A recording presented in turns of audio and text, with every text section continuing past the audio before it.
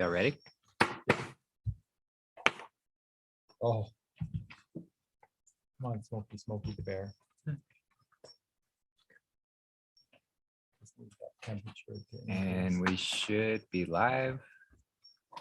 Hey, everybody. Hi, everybody. Trying out a lot of different things here. So we'll see how well we can get this to work. See, we've got 2 vantage points, 2 cameras. Give a good look here. Hey, guys. Y'all ready?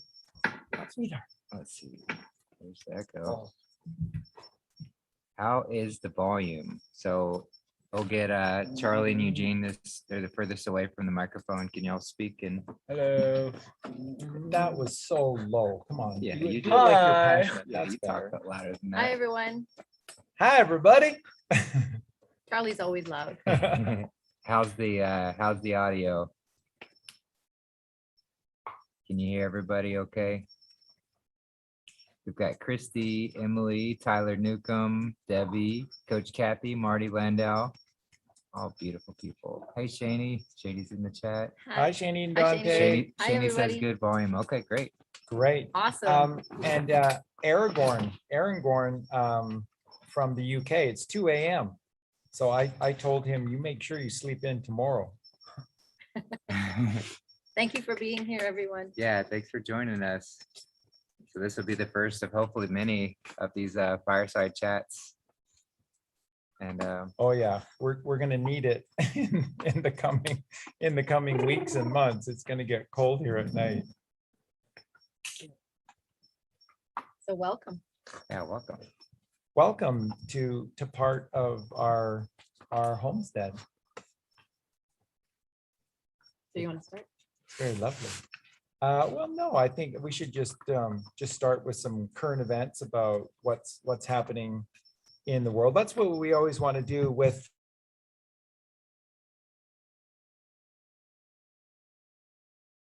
it's just us with you, with God around the campfire, and it's really beautiful. So what we sort of want to do for the show is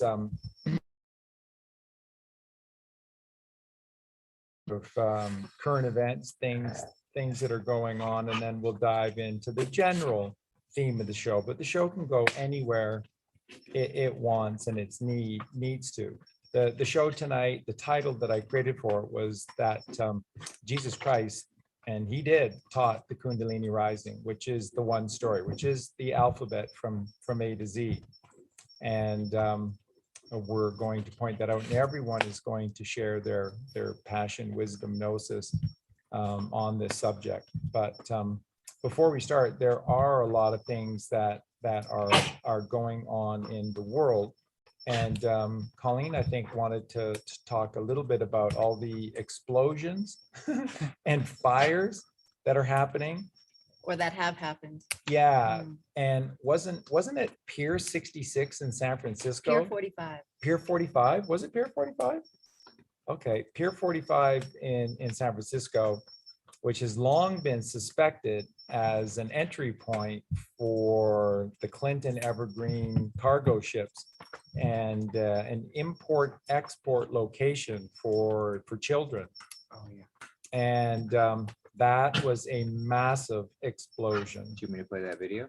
That would be Oh, great, wow. Yeah. Okay. What a great way to start the show, folks.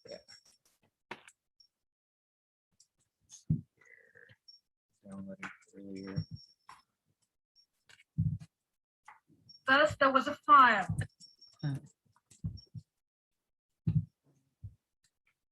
Yeah, this video is wild. Get ready for this.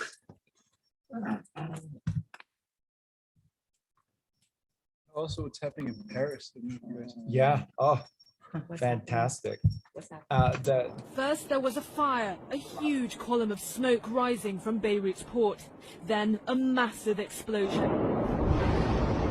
The force of the blast was so strong, its shockwaves blew out glass and tore buildings across the city. What did they report? What did the news report? Yeah. Fireworks plant caught on fire too close to a fertilizer storage plant. Okay, the bullshit meter's really deep on that one. What happened is this. I'm not going to write the name down here. These are 3 cargo container companies that we've identified as child trafficking companies. One is owned by Hillary Rodham Clinton's foundation. One is owned by Paul Pelosi, Nancy's husband. So we went into Pier 45 in San Francisco. We burn it to the ground. Fire, smoke, and explosions. Witnesses say this intense firefight started out from what may be the explosion of a small propane tank at 4:15 in the morning. In Beirut, in Hong Kong, the fires in Brussels at the World Trade Center, several other big major fires that have happened in the last couple of weeks. We've been taking out evergreen all over the world. In Beirut, since we train Mossad, Israeli military industries, we sent them into the tunnels to rescue all the children under about 2.5 square block area. They even had an underground hospital, underground dormitory, underground everything. Lots of children under there. And we sent them in, and they came out, and they lit the place on fire, and that's why you saw smoke long before the missiles hit. It was on fire. It's pretty hard to burn down concrete and steel. These are concrete structures, okay? They're filled with evergreen shipping containers, and underneath is child trafficking tunnels all over underneath. They'll lead clear into the city, mainly led into this building, so the trucks can back up over here and pick them up. So they went in there, they rescued the kids, they set the building on fire. So the object of the game is this, is to not only destroy it, but it's to expose it.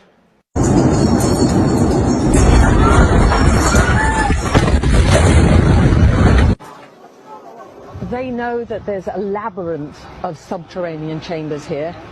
They've discovered the opening of just one of them. And if you come a bit closer, you can see the top of what looks like the ceiling of one.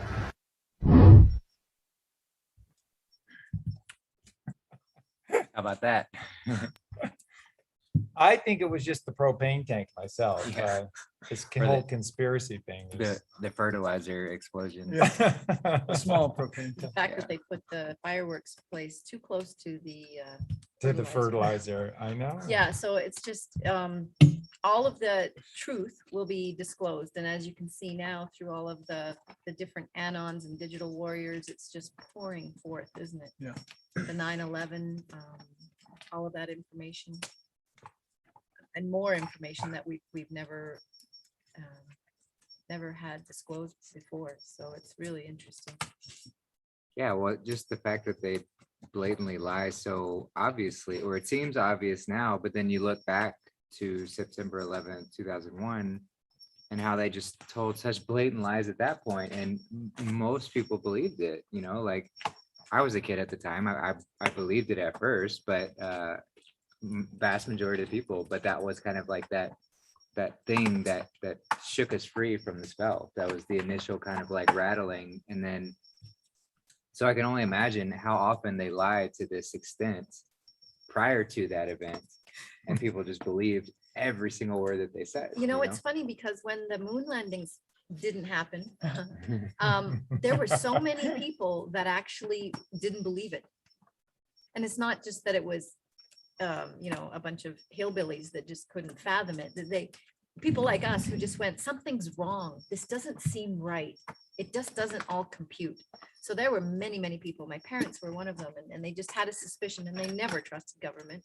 And most people, especially the rural type people, they just didn't trust government, and that's why they were in their profession. They could see outside, and they weren't living in the cities. And it's easier when you're not being programmed daily. You're living in nature, but. Yeah, so I think that all of these events, there's always been those little groups of people that buy in fully, but there's a lot of them that just go, and then they store it away because you just get so busy with life, right? And you just, yeah, it's just too much to deal with almost for a lot of people. So I can imagine how some people are feeling at this point, but hopefully with this vaccine thing. Like you nailed it with like just not wanting to deal with it, because that's what this whole like transition that we're going through is about, is taking responsibility. We have to take responsibility for all of it. It's not just, oh, well, it doesn't immediately affect me and my family. Yeah. If it's wrong, It's has to wrong. be, it's wrong, and it has to be called out. It has to, something has to be done about it. Otherwise, it's just a disease that spreads, you know. Not that our current model for diseases is accurate at all, but if we can imagine that is a real thing, the disease has to be cut out when it's identified. But yeah, like you said, people just didn't. It's that mini-me Satanism that Charlie talks about. You know, it's like, I'm not going to worry about it because it doesn't affect me in my immediate, or I don't think it affects me, so it's not my problem. And Till it comes knocking on your door. yeah, until it gets to this point where we're here and we have a lot of things to do. You know, if we had just done those little things along the way, it would never have gotten to this extent. It would have never gotten this far. Exactly. And that's interesting that you bring that up, because we watched a movie last night with Mel Gibson. And in the movie, and what was the name? Edge of Darkness. Yeah, And one of his best. wow, brilliant movie. I just love this guy so much, and the people that made it. So in it, I don't want to give too much away. I never want to spoil it, but I kind of have to. The fact that he said to one of the bad cops, he's like, you have to always do what's right, regardless of he says, even if it's your family. And he said, yeah, even if it's going to affect your family, when you know you have to do the right thing, you have to do the right thing, right? It was just. Yeah, what Mel Gibson was just saying in a really pivotal scene towards the end, and what Mel Gibson, when you watch this film, you're going to ask yourself the question that we kept saying last night, which is, how does this film get made? So there's no way that this is the cabal putting truth in plain sight. They don't work that way. They hide truth in and amongst sort of nefarious shows, meaningless shows, or in certain scenes. This entire movie was hitting you over the head. And just to give you like the basic premise to the show is that his daughter is working for a very, very evil corporation in just outside of Boston, Massachusetts. And what they make very clear in this movie is that this company, which is storing materials that can turn into nuclear weapons. So this would be like, you know, uranium-238 or whatever, things along this line. That's all they're supposed to be doing. And Research and development. Research and development. And then what comes to be found, this is staggering stuff, because this was 2010, everyone. And in the movie, what they're saying is that they're making all of these dirty bombs and these little mini nukes for all of these terrorist organizations around. That's okay. For all these different terrorist organizations around the world, but they're American made, and that they're making them in such a way that they'll look like that they are Iranian made or Iraqi made, or, you know, whatever. So telling the truth. And then when Mel Gibson begins to investigate the murder of his daughter, because she was aware of what was going on, and got shut down by every level of lawyers and political members, because they're all in tow. And so when they do this, and Mel Gibson meets with this head of this one company, on his wall, now this just gives it away, on his wall shows him shaking hands warmly and in group photos with he and Bill and Hillary Clinton, he and George Walker Bush, he and I think George Soros. I mean, it's just the collection of the worst people and the biggest political names. Nancy Pelosi, and we just saw in that clip that one of the hangars in San Fran was owned by Nancy Pelosi's husband. And so, yeah, there's a picture. So what the filmmakers are showing you in plain sight is that is that this company in Massachusetts was making all of these weapons to allow this pay for play scheme under Hillary Clinton as Secretary of State for Barack Obama to occur. And if some of you don't fully understand what I'm sharing with you here, is that what's become very clear is that Hillary Clinton was running a made-for-profit organization out of the Obama office. And she wasn't the first to do this with the office of Secretary of State. That's why Secretary of State has become such a big deal, because what it allows you to do is use American children, American soldiers, to help create non-existent problems and then help fight in various wars so that these various companies could then profit from. So all they had to do was kick to the Clintons 500 million, 300 million, 250 million, whatever it was. And then the Clintons would go to work using the full force of the Pentagon and the American military machine to be able to create events, to create problems, to create wars, and then have our own kids fight. And these would be wars for missile companies and armament companies and just anyone who had the money to pay for the play. And that's what has been going on. And these filmmakers made that abundantly clear, and the extent that they will go to.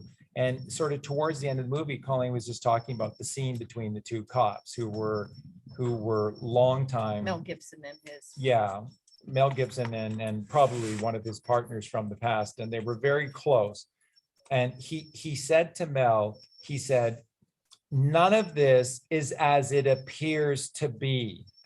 All of this isn't about the truth. It's what it can be made to look like. So, you know, that boyfriend of your daughter's who died, they're going to pin the murder on you. And he said, there's no evidence, but it doesn't matter. It'll all stick. And he said, that's just the beginning. It's worse. And then he just laid out the entire scenario for Mel Gibson. You're going to lose your house. You're going to lose your job. You're going to lose your pension.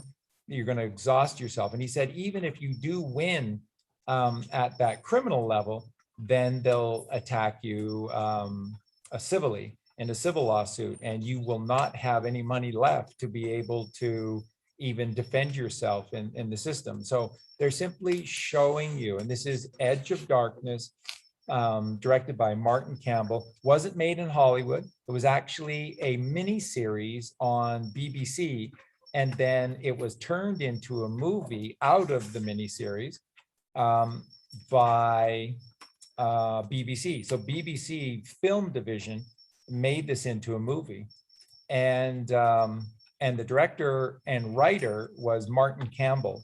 And no, the director was Martin Campbell. The writer was Troy Kennedy Martin. So there's a lot of interesting names. Who's since passed. Yeah, who apparently has since passed. And Troy Kennedy Martin, who wrote, also was responsible for writing Kelly's Heroes with Clint Eastwood back in, I think that was 69. And we've touted that movie as a very important movie to watch as well, because they were showing you what was going on with kind of like a pay for play with the US military in World War II as well. And how the answer was for these soldiers to wake the F up and to start taking, so to speak, the law into their own hands. And if they're going to be there being shot at and killed, they might as well do things for themselves, which is what they did. So there's a lot going on. How anybody with a straight face can deny that we are deep, and I mean deep, into the explosion of this movie into an all-out reveal, which will lead to the Great Awakening. I don't know how you could do that. I honestly don't know how anyone could lie to your face on a podcast and tell you that none of, there's nothing going on. This is insanity, what's going on. And like we talked about earlier on the show with the Q&A with Justin, the video out of Acapulco while the earthquake was going on and all of that flashing of a very surreal blue light coming off Did we show off that the video? ocean. I don't think we showed it. I did put it in the show notes. Okay. I can show it real quick if we Yeah, want to. that'd be great, because it's amazing. What it just goes to show you, and remember what in the video that Justin just played for you, you remember how the person who was giving the presentation, how he said, it's not just happening, but it has to draw attention to itself. So the point is that they don't want these things to just happen. They want you to be aware that they're happening. So they're being done in a fashion. So therefore, the earthquake in Acapulco, as Colleen and I suspected at the time, was fake, was man-made, and is likely a series of massive explosions. Because you can imagine Acapulco, which is huge CIA country. We've always shared this with you. Mexico City, Mexico is Hugely owned by the criminal. CIA, and Mexico City and Acapulco are two cities that were completely owned, controlled by the CIA. Don't doubt this, know it. Completely owned and controlled, run by the CIA.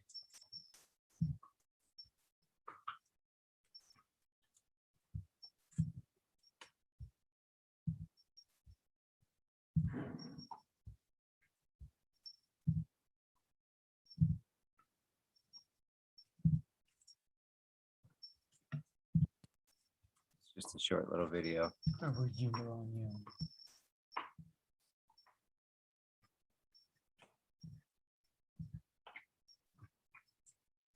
So you can see all these strange explosions and, of course, if you ask the news, they would say there were some electrical surges or something like that. They said that about the explosions in New York City that happened, the big blue explosions that happened.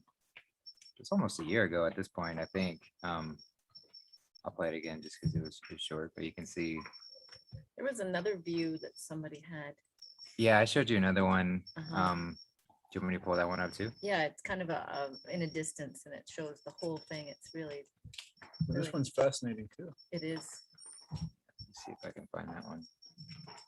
Yeah, no, what's happening in Bali is just amazing. It's like the people are chasing the cops away, and Wow. it's like complete a breakdown. That's amazing. And what's happening right now in Paris, Eugene? Did you see any of the footage? Well, yeah, exactly. Like the Checking out people this that one. are Going. like kind of standing up against like the pharma fascist government. Yeah. And there's one station in London that is broadcasting live from Paris with the Paris riots that are going on right now. Huh. And I'll bet you somebody in the show notes or in the chat room will be able to provide that link. Sorry, guys.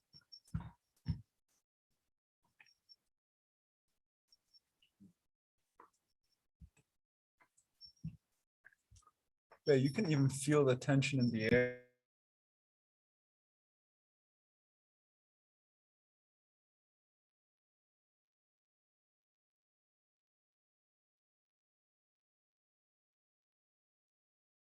This rally, and the policeman was like, it almost looked like he was in tears, and he was completely on their side, and he was just shaking his head, and he's like, yeah, you're right. And I was just like, holy cow, that's amazing, because Yeah. they were talking about human rights and how can you do this, and you need to make a choice, and Yeah. you shouldn't be working for these corporations, and There was. we are the law. Yeah. God's law is the law. The land is the law, Yes. not these other man-made laws that are not set up for human. Which is positive law, which is doesn't come naturally. Someone has to Exactly. come with a book and write something down. So It was beautiful. No.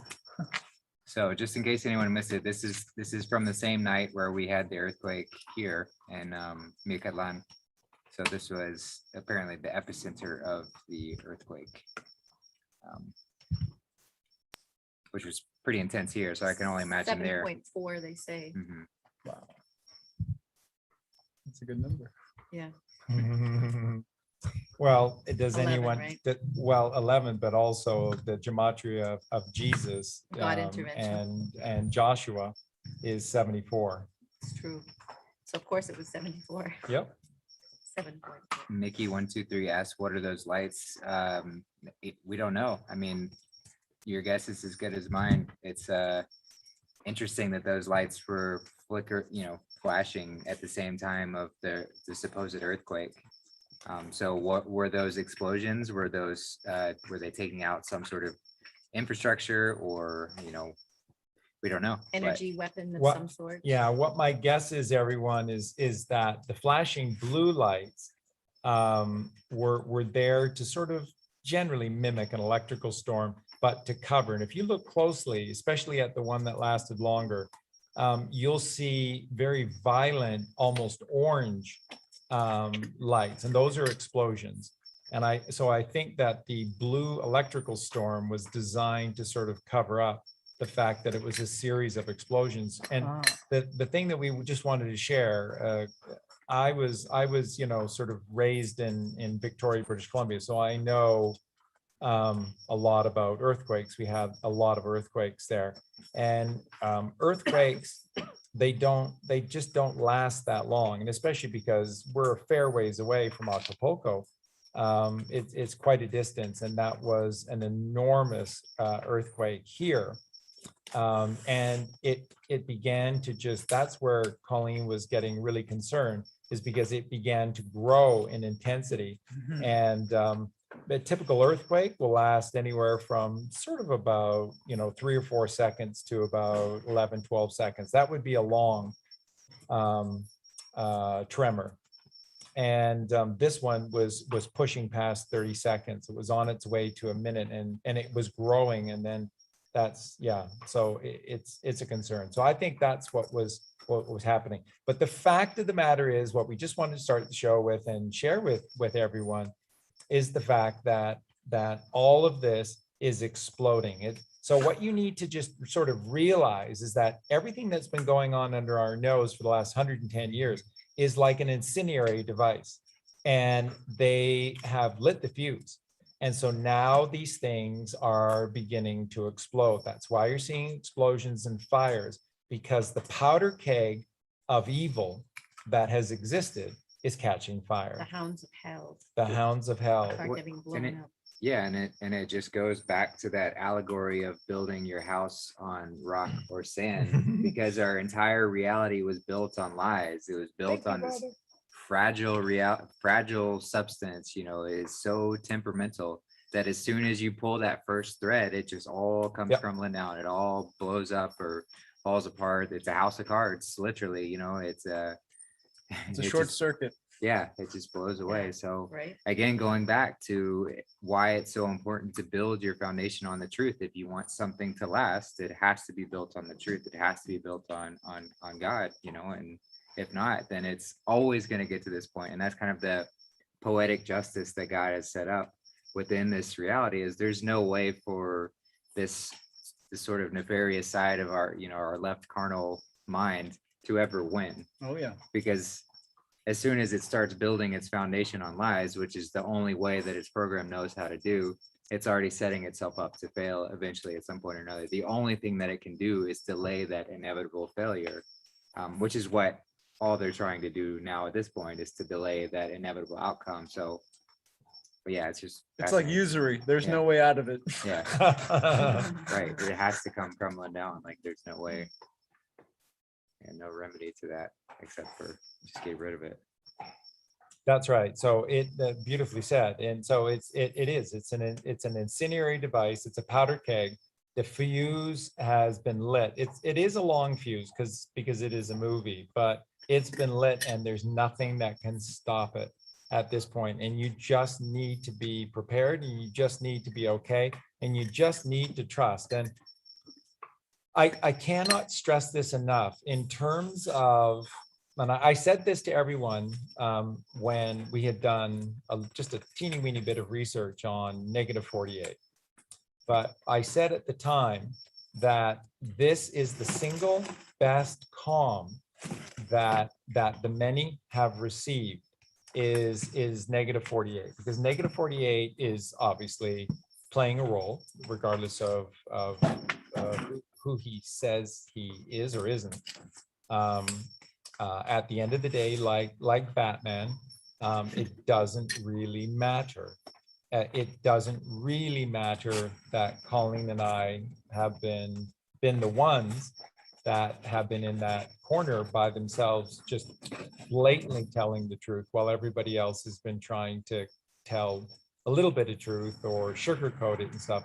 And the reason we did that is because there has to be someone to give you the fullness. For those that really want to hear the truth and the fullness of the truth, then that's why. And that's why a lot of you have said to us that you must be part of the team, and you must be part of the plan. And if we have become, it's only because we stumbled into it. So but how could you not want the whole truth and nothing but the Yeah. truth? How could you not? Oof. Only if you have ulterior motives. If you have some sort of, if you have those parasites guiding your Right. actions. Right, exactly. Because So, that's where people are facing right now with the cognitive dissonance. Even with this movie being so blatantly obvious to so many, there's still people just digging in their heels saying, no, I don't want the truth because I know what that means. It means when you know better, you have to do better. And Right. so on a subconscious level, they get that, and they'll fight tooth and nail, or their ego will fight tooth and nail to prevent that from happening. And folks, what Justin is talking about isn't the sort of the millions of the mindless masses that are, sort of oblivious to everything. He's actually referring to a lot of people who are calling themselves truthers and have, 50, 60, 70, 100,000 subscribers. And they are just living a bald-faced lie at this right, point. but that's where the dark sayings come in, like My truth and your truth. what a wicked web we Yeah, what a weave wicked when web we at weave. first we practice to deceive, and then all of those other dark sayings that just teach you. I mean, these are lore, legend, and magic. These are just, they're there for a reason, Yeah, and there's a reason why the truth is whole. It's holy, and that, again, it's like a frag grenade going off right now because it's the fragments. Good analogy. Yeah. Is there a way to turn that light off? Yeah, absolutely. I'll go do that. Oh, thank you. I think we'll get more of the firelight without it. So that's what I just wanted to share with everyone with negative 48 is that it's about the information. And so what he has come out at the precise right time. So this is no fluke. It doesn't matter what he says. This is a movie, and deception to a degree is necessary. So and I don't think for a second that he personally is any kind of deceiver, but he has a role to play, a very powerful role. And it was really easy to see and decode that what he's here to do is to calm your mind, which is what a lot of people say has happened to them, because he's making it abundantly clear, which we've been sharing with you for 2 years, which is that this is God's plan. And it is God's plan. And it's so intricate that there is no way that Right. you could actually put all of this together with all of the coding of So, God's language. Yeah, so he's done a brilliant. far better job with regard to the Q posts or the Q drops than we ever have. And so he's tying all this back into the Q drops, and he's showing you that the Q drops are all referencing specific names, and that all of these names, like Donald Trump or badass president or JFK Jr. or John F. Kennedy, or Make America Great Again, Dark to Light, all of these expressions have all well been thought out, and they are all following these consistent gematria patterns that all lead to the most beautiful names, the most historical names, the most truthful figures in our history. And It lays out a story. and it lays out a perfect, gorgeous, divine story of God. And that's what you're seeing. This is the biggest gift that comes from -48. He's making this so powerfully, so obvious if anyone takes the time to listen, that all of this is God's plan. And if it's God's plan, we can trust in the plan, and you can relax, and you can have an almost melancholic feel for the next few weeks here as all of this comes crashing down. And remember, it has to, because what they have built for the last 110 years in particular is the Tower of Babel. And everything they've been trying to do is trying to take heaven by force. And you can't take heaven by force. And at a certain point, God will intervene and Babel will fall.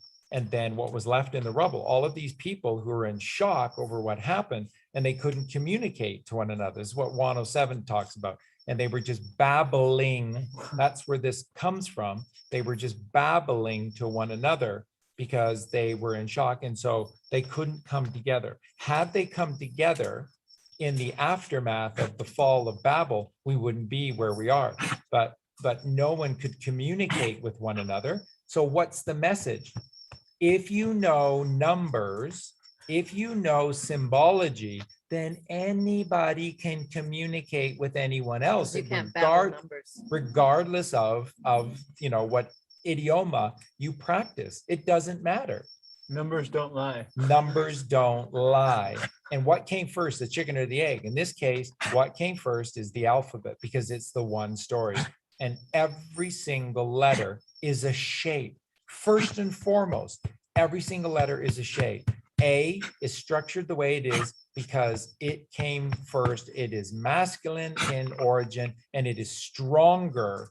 That middle bar in across the middle, the third piece to the puzzle, is what makes the A speeding bullet that cannot be stopped.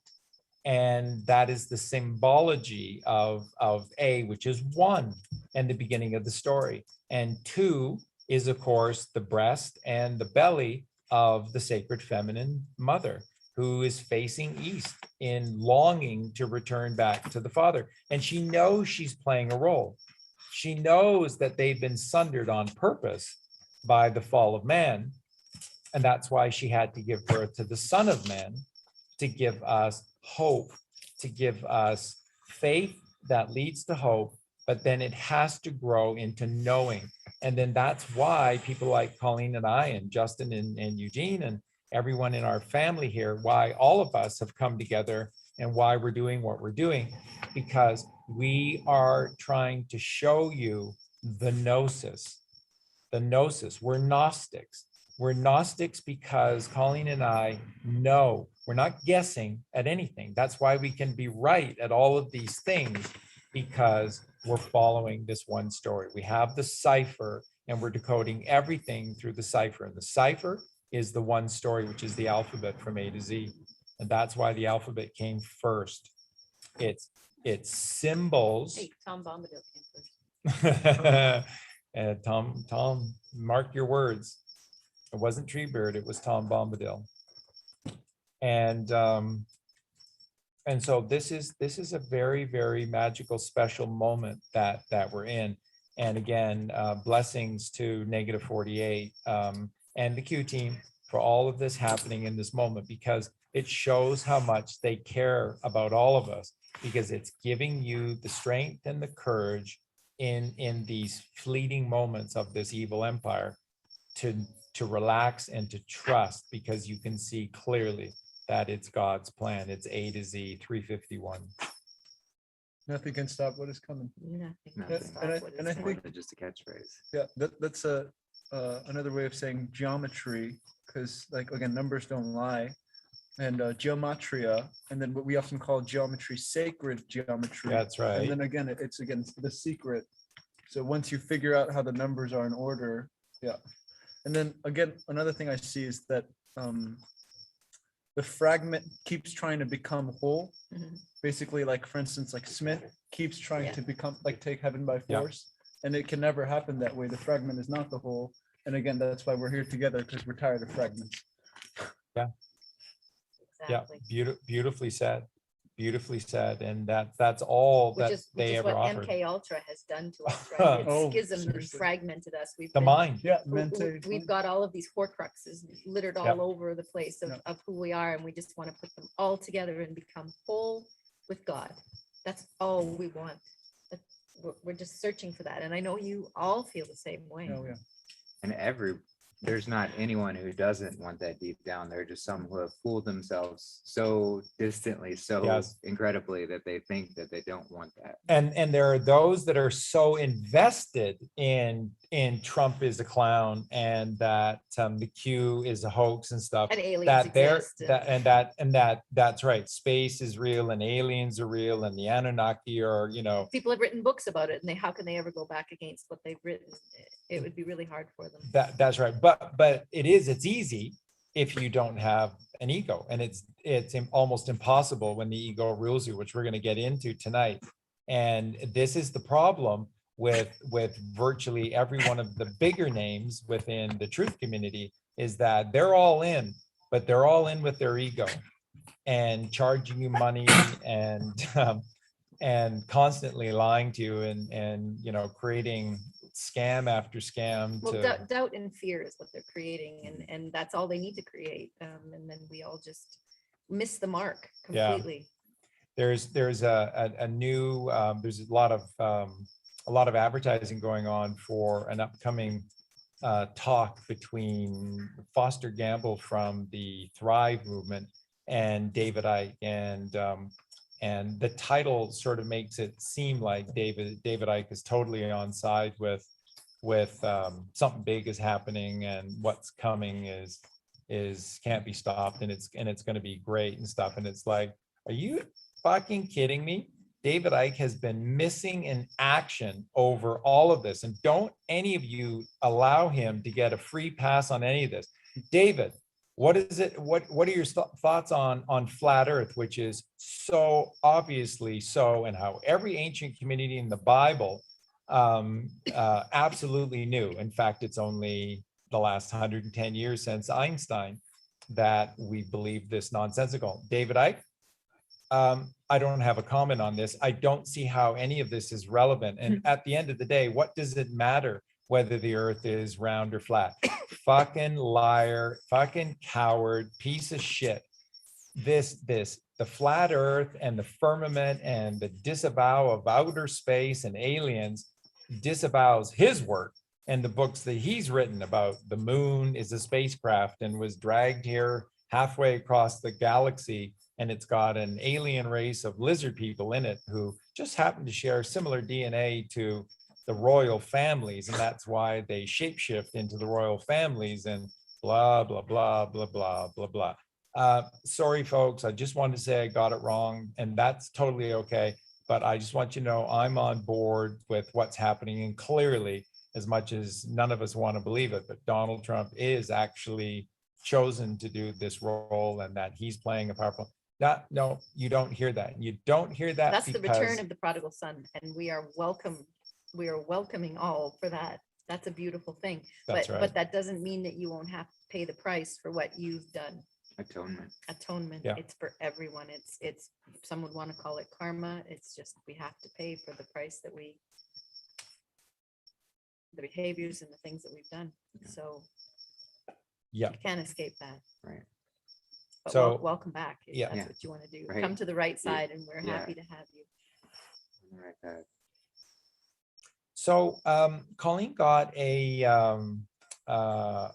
message, and it was from someone in the community, and they were really, really concerned because the lady who did the Fall of the Cabal series, which I think was 18 parts or something like that. And her name is Janet Ossegaard. And she did a good job with the series, but just the thing for Colleen and I, again, is that we have the cipher. So when we listen to anyone, we're always listening holistically, and we're just listening for everything to fit the bill.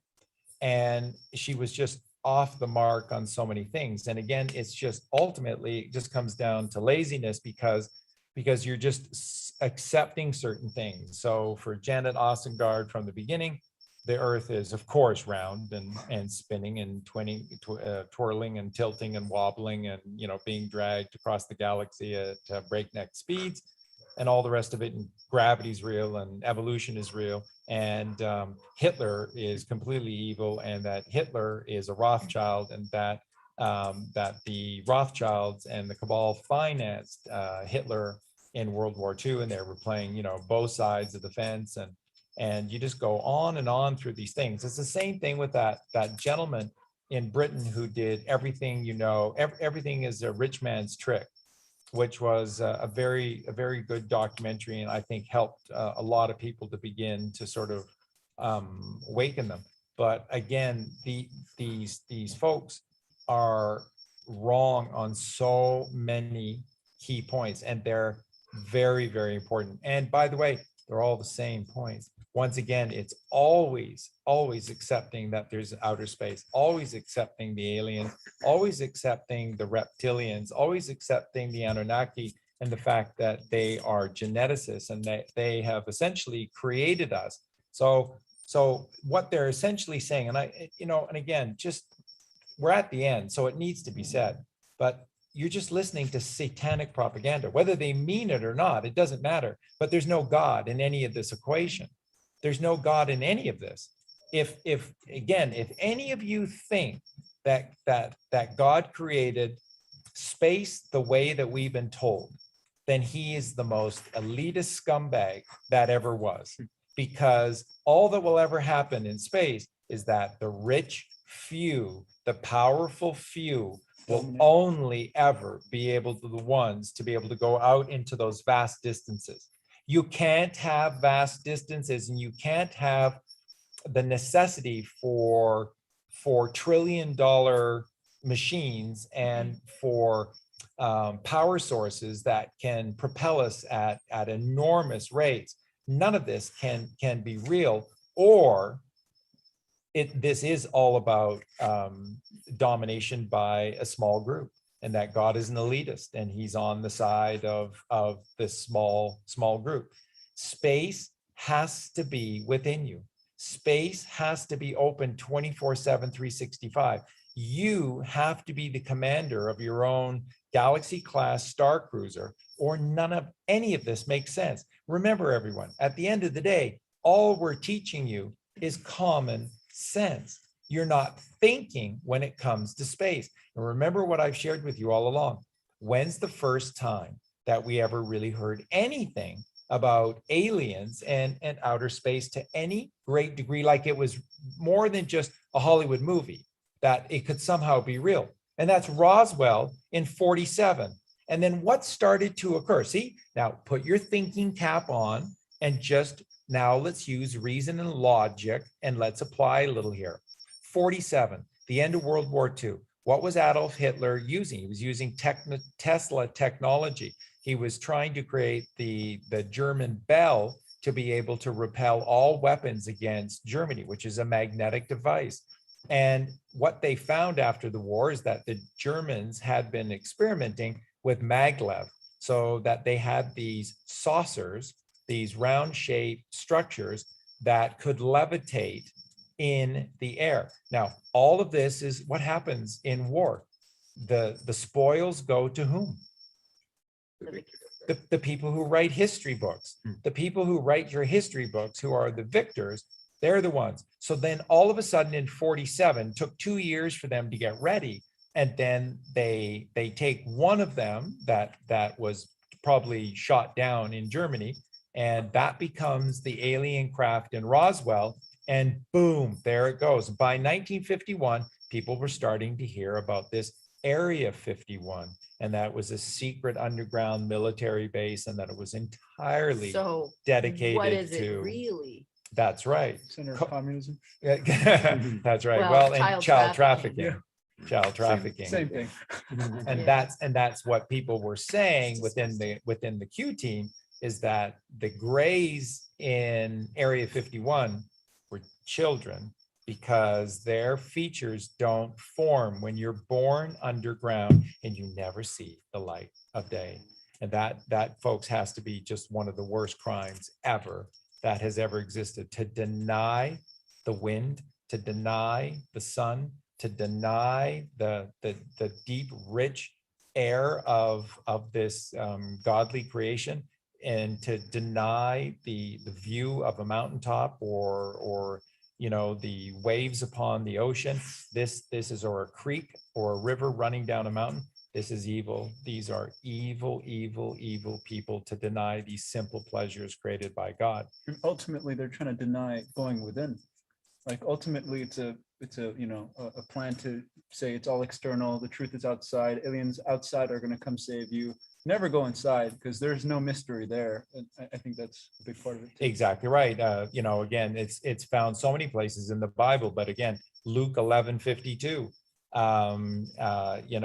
Woe to you, lawyers, Pharisees, and scribes of the church, for you do not go within yourself to seek for the kingdom of God. And worse than that, you deny and discourage those that are doing the work to go within themselves and find God, and prevent them from continuing this sacred work.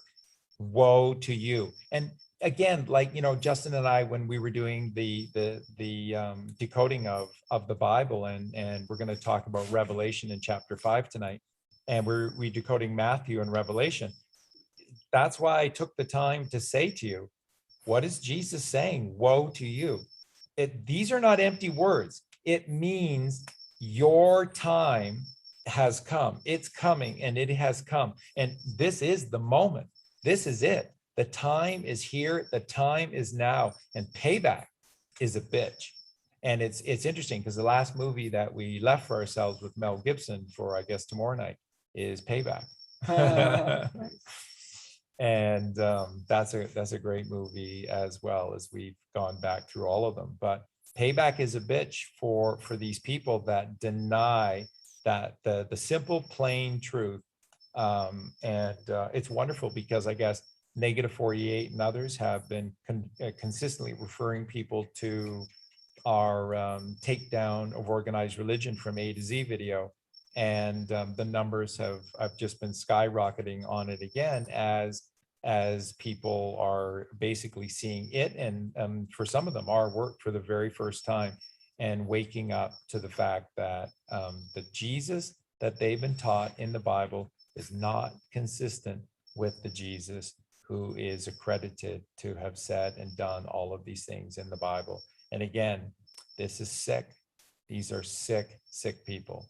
So getting back to the comment that was made to Colleen, and the comment was that Janet Ossegaard began to sort of second guess maybe herself, the Q team, and this existence of NESARA. And she also mentioned Saint Germain, and I think that this Saint Germain and Saint Germain trust is fake. And so, and that the person was just saying is that I worry for you and Charlie, because a lot of people think that that her work is just based entirely off of your guys' work. And so if she's saying these things that she's disavowing you or whatever, and it's like, well, first off, you don't need to worry about us or anything. And it's all going to work itself out. It's fine. And no, there's no connection between us and Janet Ossegaard. And with regard to this NESARA and Saint Germain all along, again, to the vast dislike of millions within the truth community, Colleen and I, doing podcasts saying that, nope, sorry, the earth is protected by a firmament. It's level. It's never moved. There's no such thing as aliens. There are no Anunnaki. There's God. Relax. Do the work. Jesus told you the way. Now you have to become Christ-like and do the work and go on this journey to connect to God. And nobody likes to hear that. And then we're the ones that said Saint Germain and the patron saint of finance. What? And Saint Germain, I'm sorry, but when you do your research on Saint Germain and find the actual accentuation of this patron Saint Germain, you see that it is the same sources that are the cabal. It's the same sources that are the United Nations. And then you start looking around and look at people who were touting NESARA, and through the fact that this is all happening through the Saint Germain Trust, and everything was Saint Germain. And then that's Sasha Stone, and that's Robert David Steele, and that's who's the guy who's raped by aliens and has Simon, and he drew a Crayola picture of his 3-year-old alien son, and he has 3 million subscribers or something.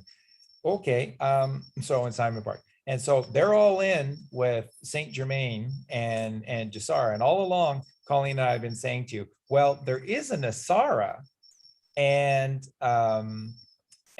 so that's a possibility. But really, we should be referring to this as the Q posts have been saying, which is the quantum financial system.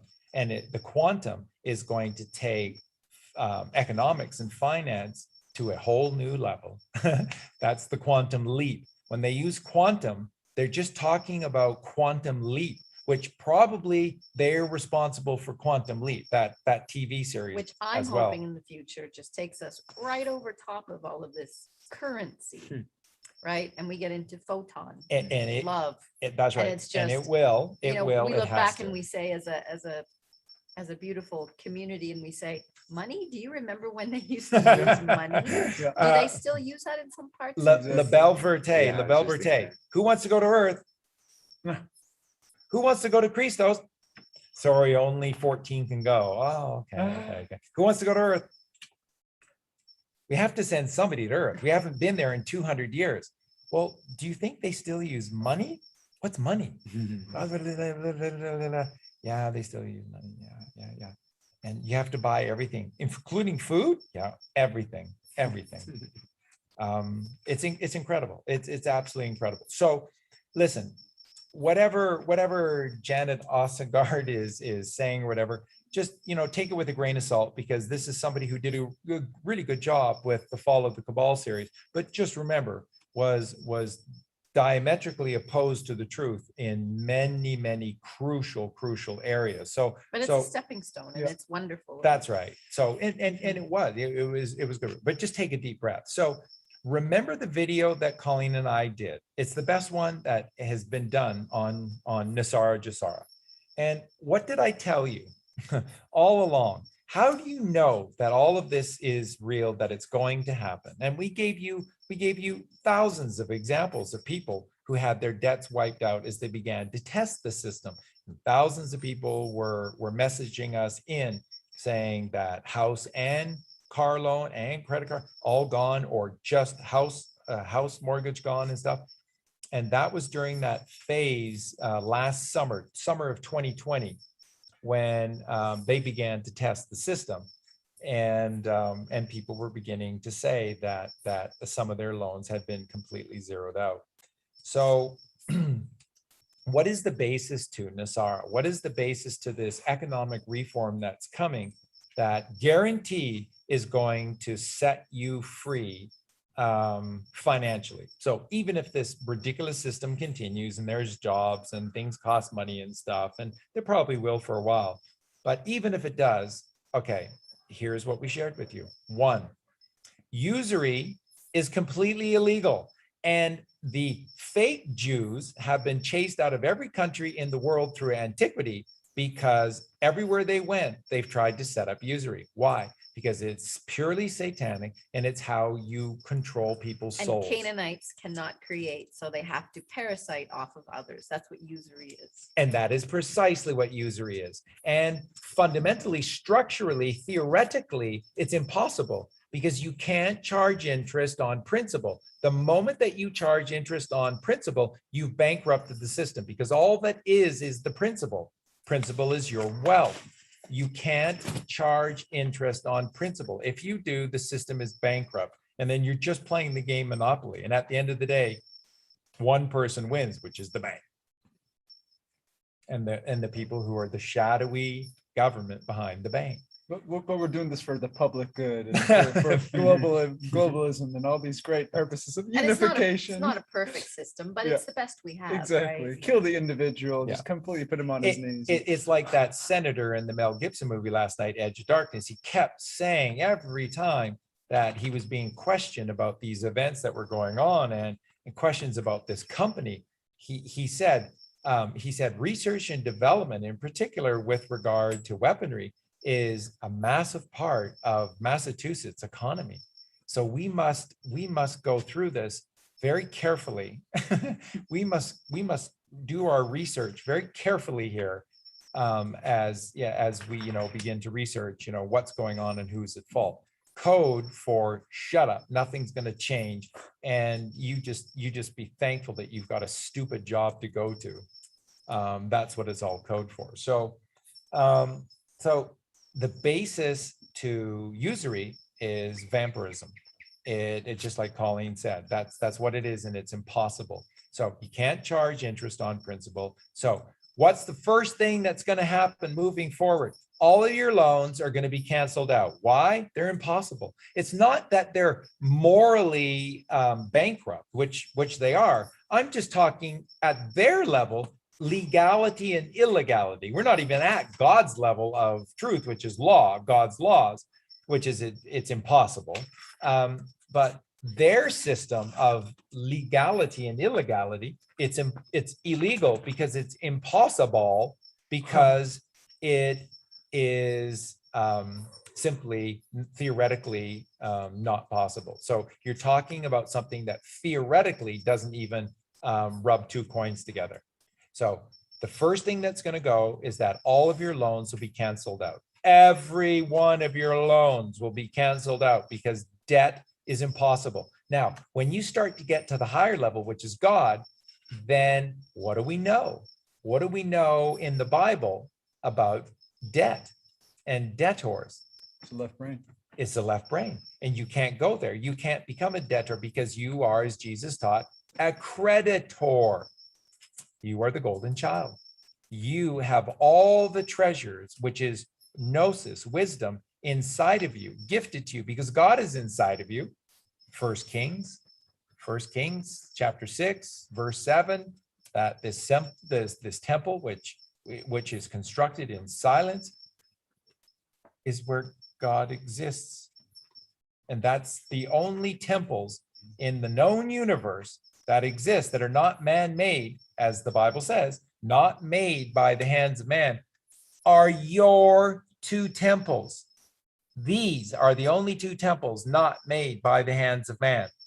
God exists there. And what does it say? This is the Bible in stillness and in silence. That's 1 Kings 6:7. And this is your reality. So there cannot be usury. There cannot be loans. All of the loans are going to disappear. Guaranteed. Take it to the bank. No, don't ever go to a bank. And what's the first thing you do at a bank? You make a deposit. What is D? What is the DE word? Take away. To take away.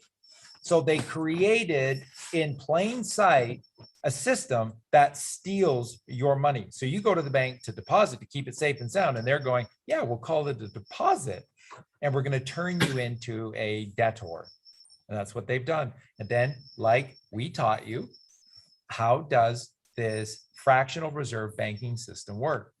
The money comes out of thin air, because when you deposit your money, 10% of that money is supposed to remain in the vault so that the vault can remain sound. Wow, I don't know which theory you use to make that bullshit up, but whatever. The other 90% can be recreated 9 times. So if you deposit $1,000 to one of the banks, this is how it's worked in every single country on earth, 9,000. virtually over the last 110 years. That 100 stays in the vaults, and 900 gets to be loaned out 9 times. If you deposit 1,000, they get to reinvent the 900 that they're stealing from you, deposit to take away, and they loan it out to your brain dead friends 9 more times. So from $1,000 deposit, they have turned it into 8,100 mythical dollars. This is what's known as fractional reserve banking. Now, to any of you, does that sound legal? No, it sounds like slavery. It sounds like a lie in slavery, and lies in slavery can't exist because we're the sovereign children of God, the creator. So banks are gone. Guaranteed, guaranteed, not one of them will be left standing, as Jesus said when he chased the moneylenders out of the temple. Not one will be left standing. So all your debts are gone because banks are corrupt and impossible and can't exist. Banks are gone. Your loans are gone. And this fractional reserve banking system of where fake money comes into existence is gone. Now, when you borrow money from a bank in this system, where does the money for your loan come from? In other words, when you go into a credit union in your town and you go to them and you take out a loan for $200,000 to purchase your home, where does that $200,000 come from? Your birth certificate. No, that's right. No one in their system can accurately explain this to you, because these banks, credit unions, they don't have any money. They don't have any capital. Do you know what it takes to start a bank in this world? Is a permission slip from the cabal. That's all it takes. You don't need any money. You need a place to call home to hang your corrupt hat, but that's it. You supply the money, and their fake math creates a fortune for them out of thin air. So Eugene just called it out in plain sight. So where does the money, where has it come from for your loans in this fractional reserve banking system? It comes from your birthing certificate. Now, you're not a ship. You can't be birthed when you're born. You're born, not birthed. Stop calling your born day a birthday. You're not a ship. You're mankind or womankind. You're not a ship. You did not get birthed by a docking agent called a doctor, and ore is gold. So they're docking you because you're the gold. You're the gold. Yeah. And your birthing certificate, let me just make this so quick, clear, simple, and easy. It turns you from a living, three-dimensional master creation of God into a two-dimensional, all capitalized, three-word or three-name corpse oration. And this is where the term dead man walking comes from. It's why Hollywood and TV get a kick from making all of these zombie movies, because that's what we are. When we consent, your parents are not allowed to take you out of the hospital unless you first sign these government forms. And they tell you it's just, it's procedure. And it's for your birthing certificate. And also will eventually get you a social security number, which is a slave number. They might as well just tattoo that on your arm, because this is the real Holocaust and they're the real Nazis. They have all along been the real Nazis. And that's what this system is. This system is complete fakery. So at birth, you are turned into a vessel at sea, and then you can be owned, and you agree to this, and you don't know any better, but your parents do, and your parents sign for you to be discharged as a ship, as a vessel from the docking port, which is the hospital. And then you go through your life as this all capitalized birthing certificate. Now, what does this mean?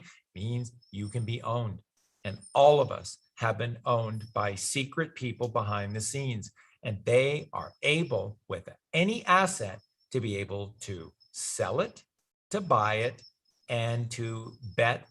Well, and after a certain point, they were allowed to be, and this is what caused the financial crash. So this was the Clinton presidency that repealed the Glass-Steagall Act, and the Glass-Steagall laws that were created by Joseph Kennedy, by the way, to prevent another Great Depression from ever happening. FDR went to him, and that's when Joe Kennedy said, I'll do this for you, but I want to become the ambassador for the United States to Great Britain. I want to live at St. James Court in London.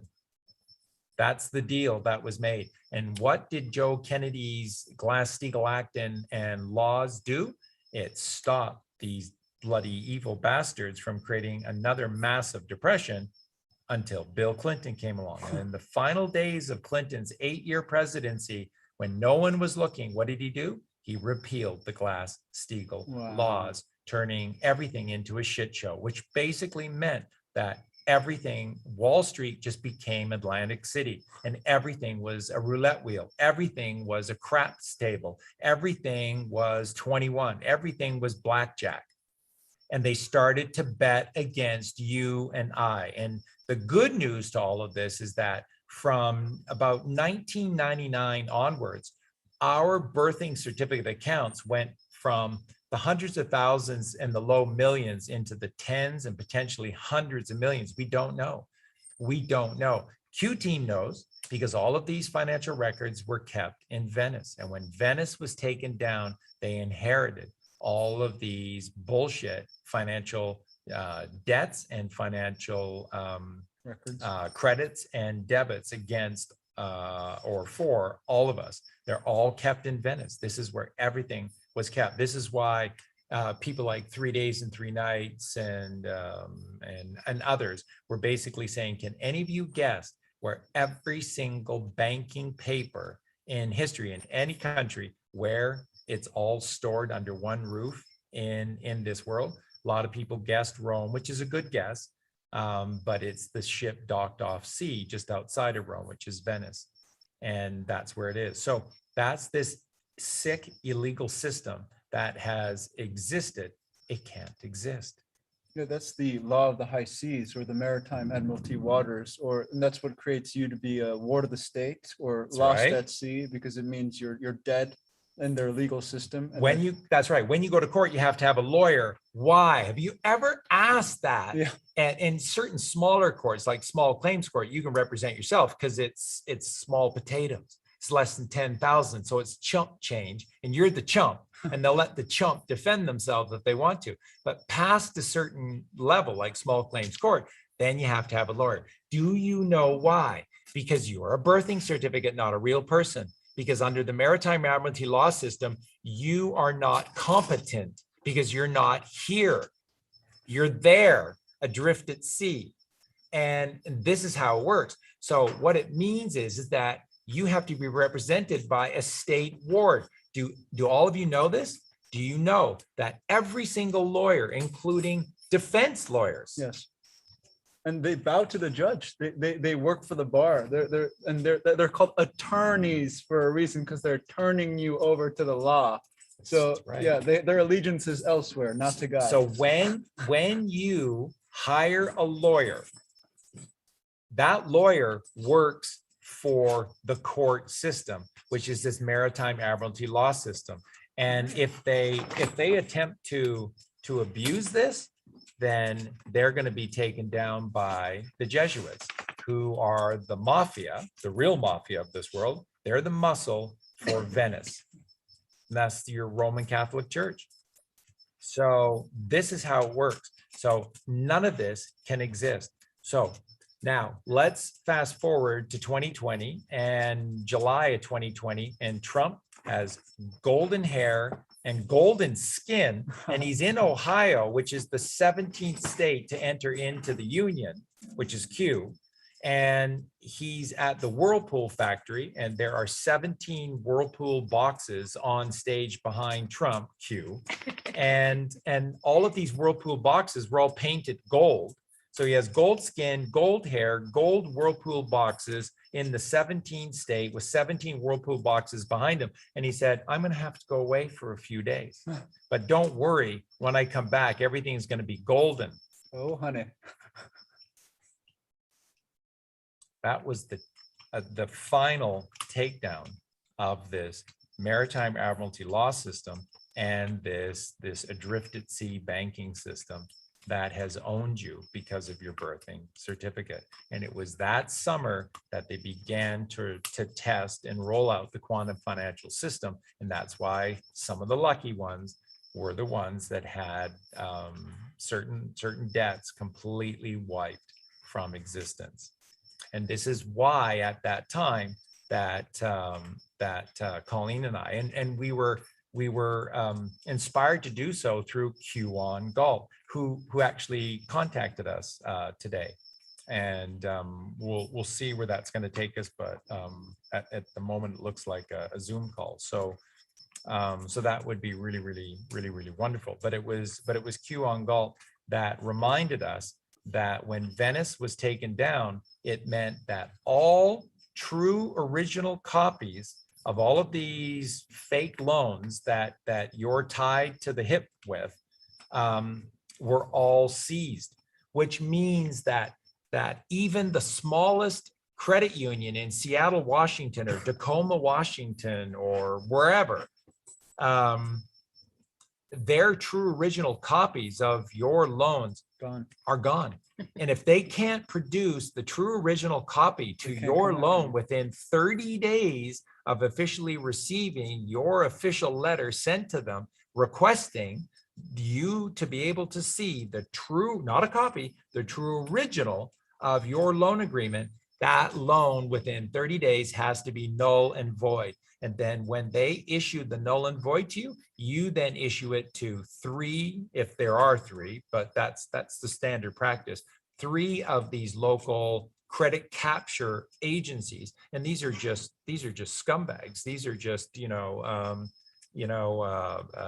Vultures. Yeah, vultures. And what they do is they buy bad debt from banks and then they collect it. And by the way, when you have one of these collection agencies show up to your house or show up to your business or wherever, and they've got a court order saying that you have to owe this money and they're not leaving until you pay this money, it's all fucking fake. It's nothing legal about anything that they're saying to you. It doesn't matter that they have a court. Exactly. They are not the originators of this loan. They do not have the true. That's right. They're thugs threatening you, and that's everybody falls in line and pays them because you think that this is all above board and you know that you defaulted on this or that and that, okay, well, they got me, and that, so you end up, going to your grandmother or your aunt and they have to sell their dining table, at a sale tomorrow. And the whole time, the credit recovery agency is there to make sure that it's just sick. It's sick. They don't have the true original copy. They're not the originators of the loan. They can buy this bad debt all they want. Doesn't make it legal. It's not legal. None of this system is legal. So Trump on the stage in Ohio, summer of 2017, and what did he say? He said, you know what the problem of this world is? He said that there's a group of middlemen, and he said, I don't know what, and nobody seems to know who they are or where they are. But he said, there's this group of middlemen, and he goes, I don't think they're that many either. And he said, not happy with me. And I'm not happy with it because he said, do you know what? He said, they're driving the prices of everything up by about 90%. 90%. Can you imagine that? And he said, this is not right. And I promised you that we're going to, get rid of these vultures that are taking advantage of us. And we're going to start with the pharmaceutical industry, which, by the way, in the entire world, it all starts in America because it was all born on Wall Street. So these are all American corporations. They may make the stuff in Pakistan or in Thailand, but they're all American corporations because their addresses for all their headquarters are, centered around Wall Street. So he said, since their headquarters is the United States, then it is the closest thing in the world for them to deliver their product to Americans. So we should get the biggest discount. And I'm asking them for a 90% discount. And he said, the thing is, if we could get rid of this middleman, he said, prices will drop by 90%. And I'm going to see to that happens with regard to pharmaceuticals in the industry. Promises made, promises kept. And then within weeks of Trump saying that, what happened? What massively happened with regard to all these medications, and in particular, that EpiPen. The EpiPen from almost $500 became $495. So I wonder what the price is now. what Yeah, it's gone the up a lot. quantum, what the quantum financial system is and what the quantum financial system is about is to take away the illegality and the unlawfulness of what has existed. Okay, don't worry about Saint Germain on his wings and little bells on his slippers, his golden slippers, and all that bullshit.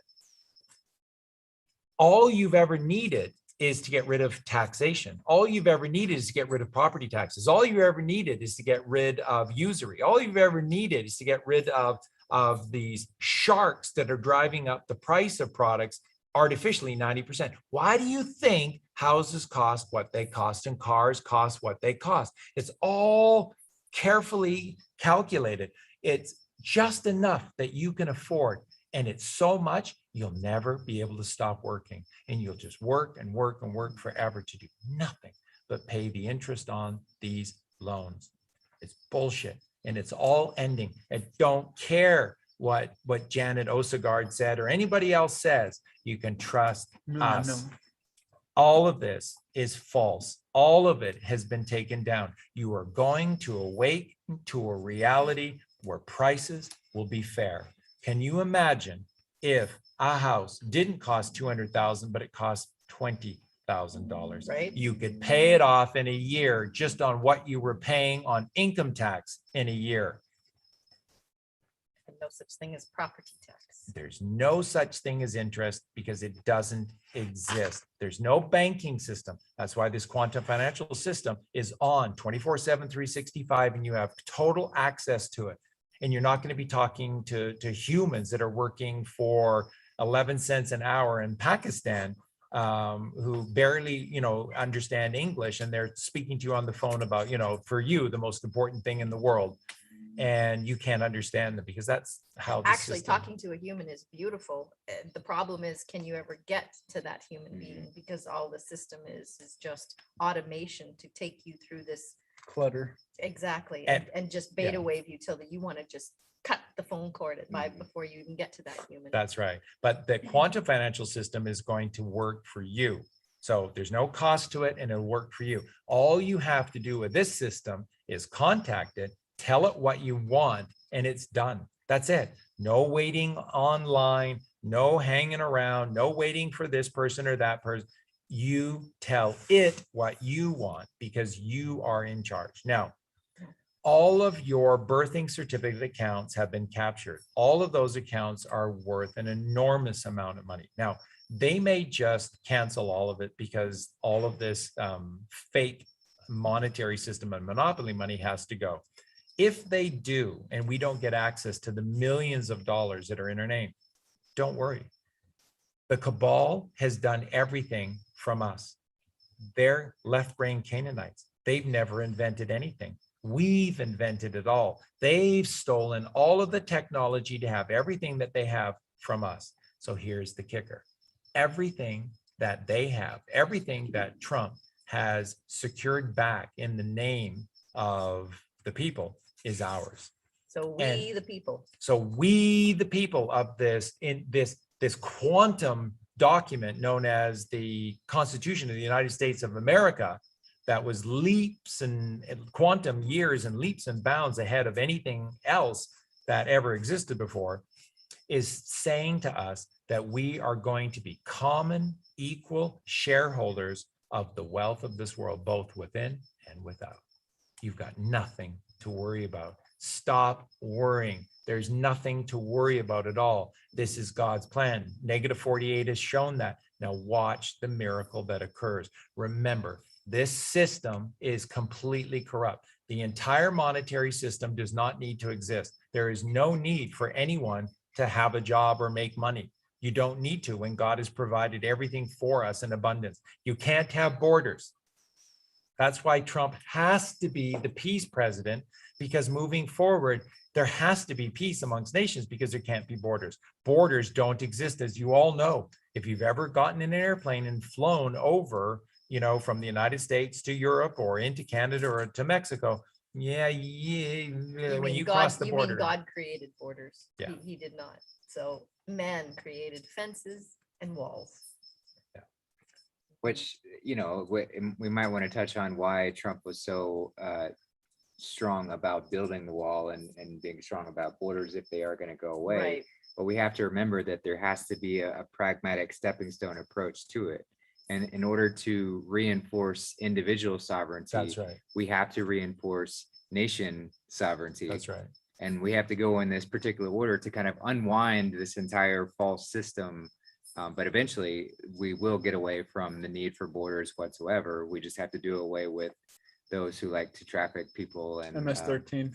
yeah, Yeah. those kind of things, which hopefully we can address the last remaining remnants of those quickly. But that's all a choice for us. You know, how deeply are we going to do the work to truly put our ego in its place, to put our left brain in its place so that it doesn't start to take control and do these kinds of things again.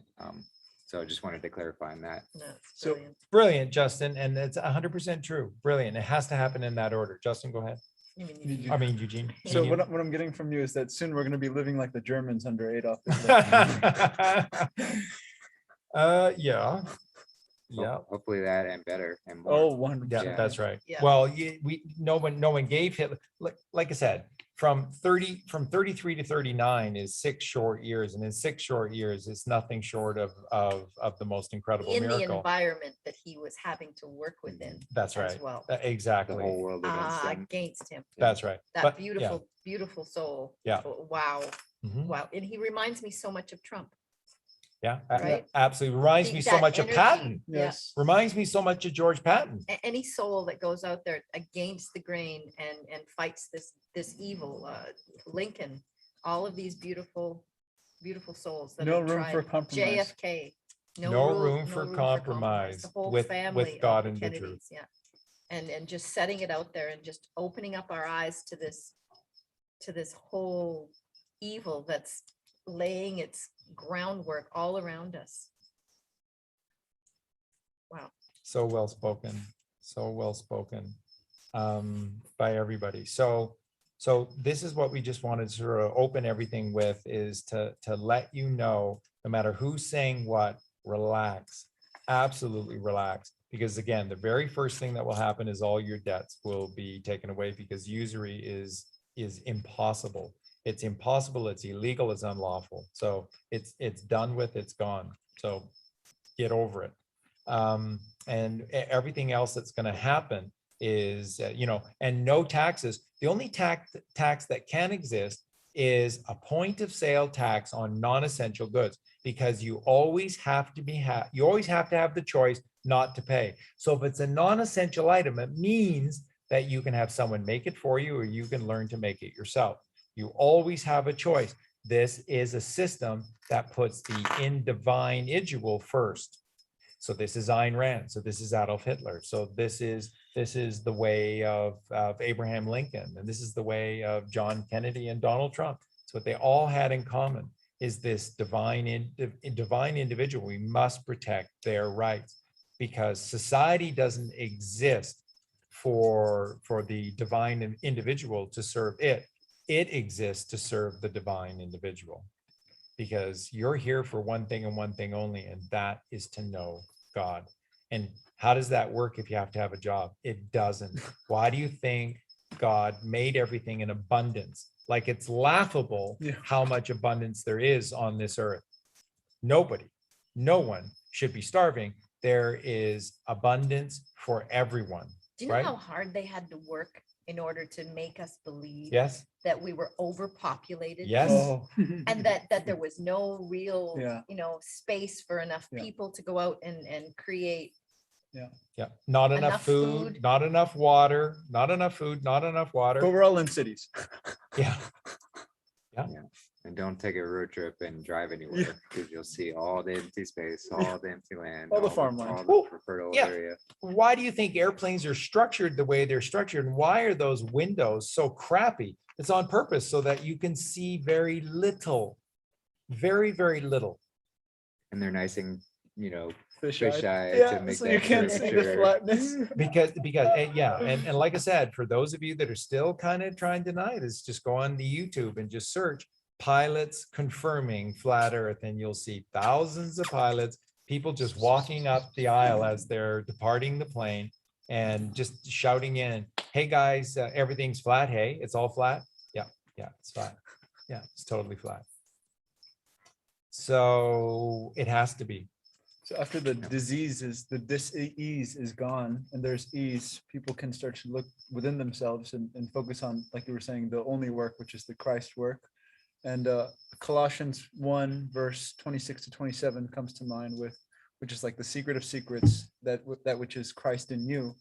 And that they don't want you to know that. That's why they want you to work like a slave. You need to depopulate you, need to take out your reproductive systems, like you're just worthless. Like, why? All to tell you that you're not Christ, but you are. So Yeah.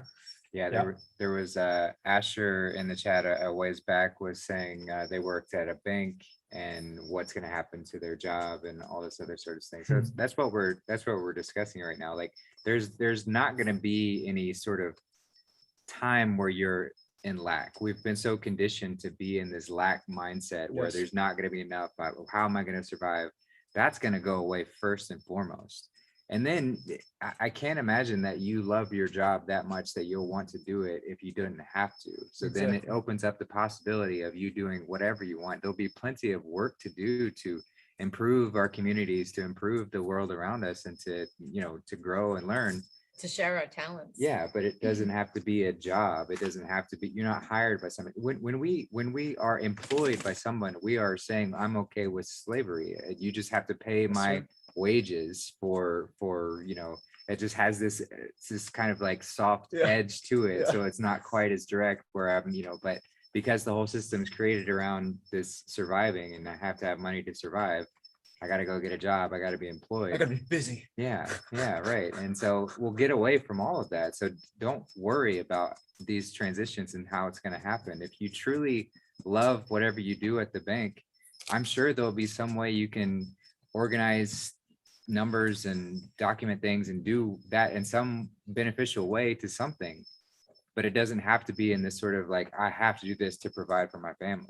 There won't be this need for it. So it's just going to take away all of this burden so that we can truly focus on what's really important, which is this hero's journey. It is this path that we are to follow. So one of the hardest things I think people will find is taking no thought for your life is going to be, because we've been programmed To think and think and judge and MK judge and judge. Absolutely. And the taking no thought for your life, which is having trust and faith in God, is one of the harder things when we're not fully awakened yet and we haven't activated, the beautiful vessel that we have here. Yes. But when we do, or even before, in the process, we're going to be able to see that step by step, giving up that control and giving up that false identity that we've clung to for so long in an ego fearful mode. Like it's so painful to live that way, in ego. It's just like, it's so tiring. Yeah. And you're always afraid. And it's like that fear is just so unattractive. I hate it in myself, right? It's like, it's blah, I just want to throw up when I start feeling anxious. And yeah, so it's like, get rid of it. Yeah, it's a weight, hence Get rid of Atlas shrugged. Right? And I love the fact that you said lack, because once you start not living in lack, there is no slacking. You gotta focus on what you're doing. You don't have any excuses to hold you down. So. Yeah, so you got to take responsibility, which is a big aspect to it, but it's going to be completely different than this Right. churning, Yes, just hamster wheel. Yeah, it's a hamster wheel. It's just going around and literally just going round and around and around. Samsara, I love Samsara. Please Yeah. give me meat. I want So we some get off that and we actually get to go Jeez. down the path. We get to travel a distance and go down that straight and narrow path. And It's gonna feel weird at first, but Yeah. it's gonna be so amazing. Incredible. Just embrace the whole situation, because it's gonna feel weird at first and uncomfortable. But we have to push past that. And that's the courage and that's the armor of God that we put on every day to help us through that. And read the Bible, read all of Oh the my scriptures that gosh. you need to pull you through, and hang out with people who are inspirational, not people who are, lost and because they'll just fear is contagious and it'll drag you down. dampen your light. It will. And folks, boy, I just love listening to everything that all of you are saying. It's so perfect and so true. And just remember, all of the scriptures are perfect in their own way. They're all divine. They truly are. Now, our tradition, being, Canada or Europe or the United States, is through Christianity. Now, we've shared with you that Christianity is the one monotheistic religion, and that all other truth, it's not a religion, it's a truth, and all other truths or religions are just teaching their variation of Christianity. So just remember, Roman Catholicism came at the end of the line, and it is the most perverted and is the furthest thing away from Christianity, but they're all telling the same story. But let me say this, read the Bible for yourself. If you did nothing else but just dedicate yourself to knowing Jesus Christ, and I mean focused on this one man, and you're going to learn, you're going to find out that it was a couple, that it was the Lord and Lady Christ, that it was Joshua, Jeheshua, and Mary Magdalene, that are this Christed couple. Twin flame. C and C. Wow. Christed couple. Huh. And you're going to find that if you just follow the simple, beautiful teachings of Jesus Christ, you will lack for nothing. You will make it to the pearly gates. You will get there. You will find God in heaven. You will absolutely do it because he showed you the way perfectly. There are other ways, there are other books, there are other people, and they're beautiful, and they will do the same thing for you. But in my experience, for everything that I've read, and I've read most of the Buddhist sutras, I've read the Bhagavad Gita, and I love the Bhagavad Gita. I've read the Quran. Obviously I know the Bible. I've looked into all of the ancient cultures and all of the sort of systems of spirituality that they had. There is nothing cleaner, pure, and just more emotionally sustainable than Jesus Christ and Christianity. It is just the most beautiful thing. And the truth of the matter is that this becoming the Christed individual is what the night sky teaches. It's the purest of the one stories. And that's why true Christianity and Zoroastrianism are so alike. It's scary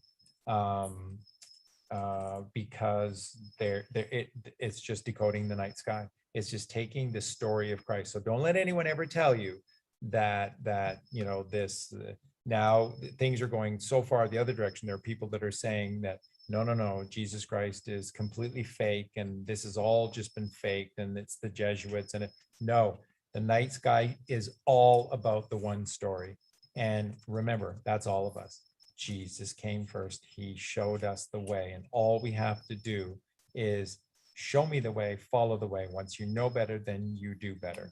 And just one sec now go ahead. before.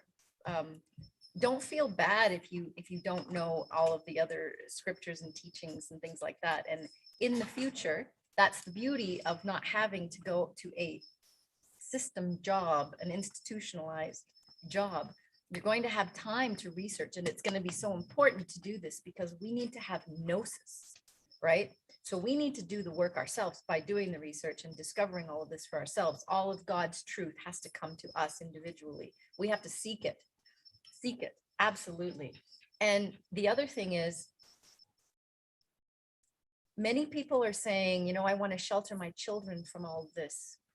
And I don't agree with that, because our children are the future, and they need to know, maybe not a 1-year-old or a 2-year-old or whatever. I mean, you have to share this information with them at their level, but as they grow, they need to know this information, and they need to know what was happening, because we need to make sure that this never happens again. And those of us who think that feathering the nest of our children, it's just decadent, and it's just going to lead them down an egotistical path of service to self. It's lies. And it's lies. It's like never telling them the truth. Yeah. It's no different than the government not telling us. It's just treating us like feathering our nests or whatever they want to pretend they were doing in the beginning. It's wrong.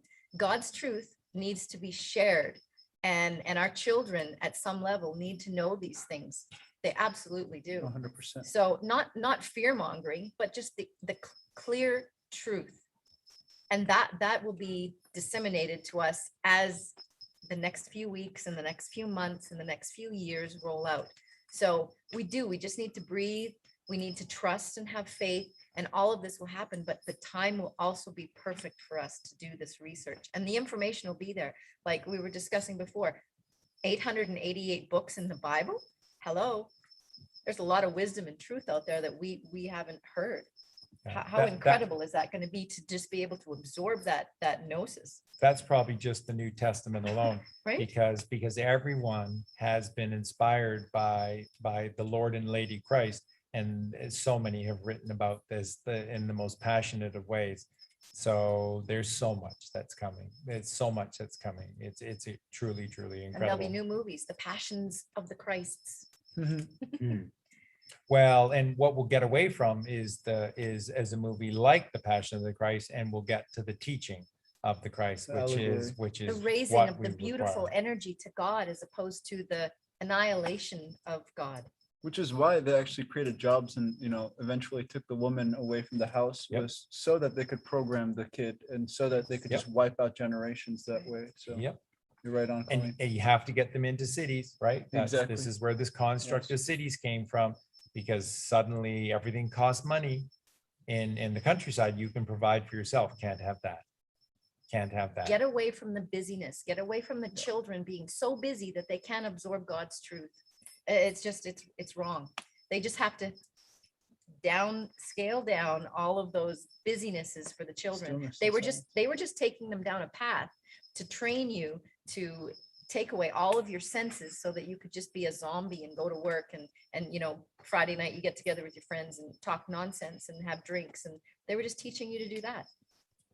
We need depth again. We need to get down to that whole connection to God and share that. This is it for me. Yep. This is wonderful. Yeah, And it one is. of the easiest ways is to connect with the mother. So go spend that time outside, go camping with your kids, like just Wow. shove them outside and say, I don't care. I don't want to see you until the sun sets, but no devices, just go be outside, go learn.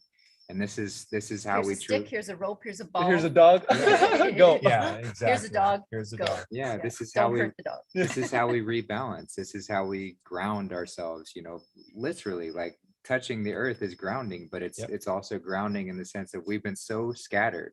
We've been so pushed all over the place, so chaotically strewn about, Yeah.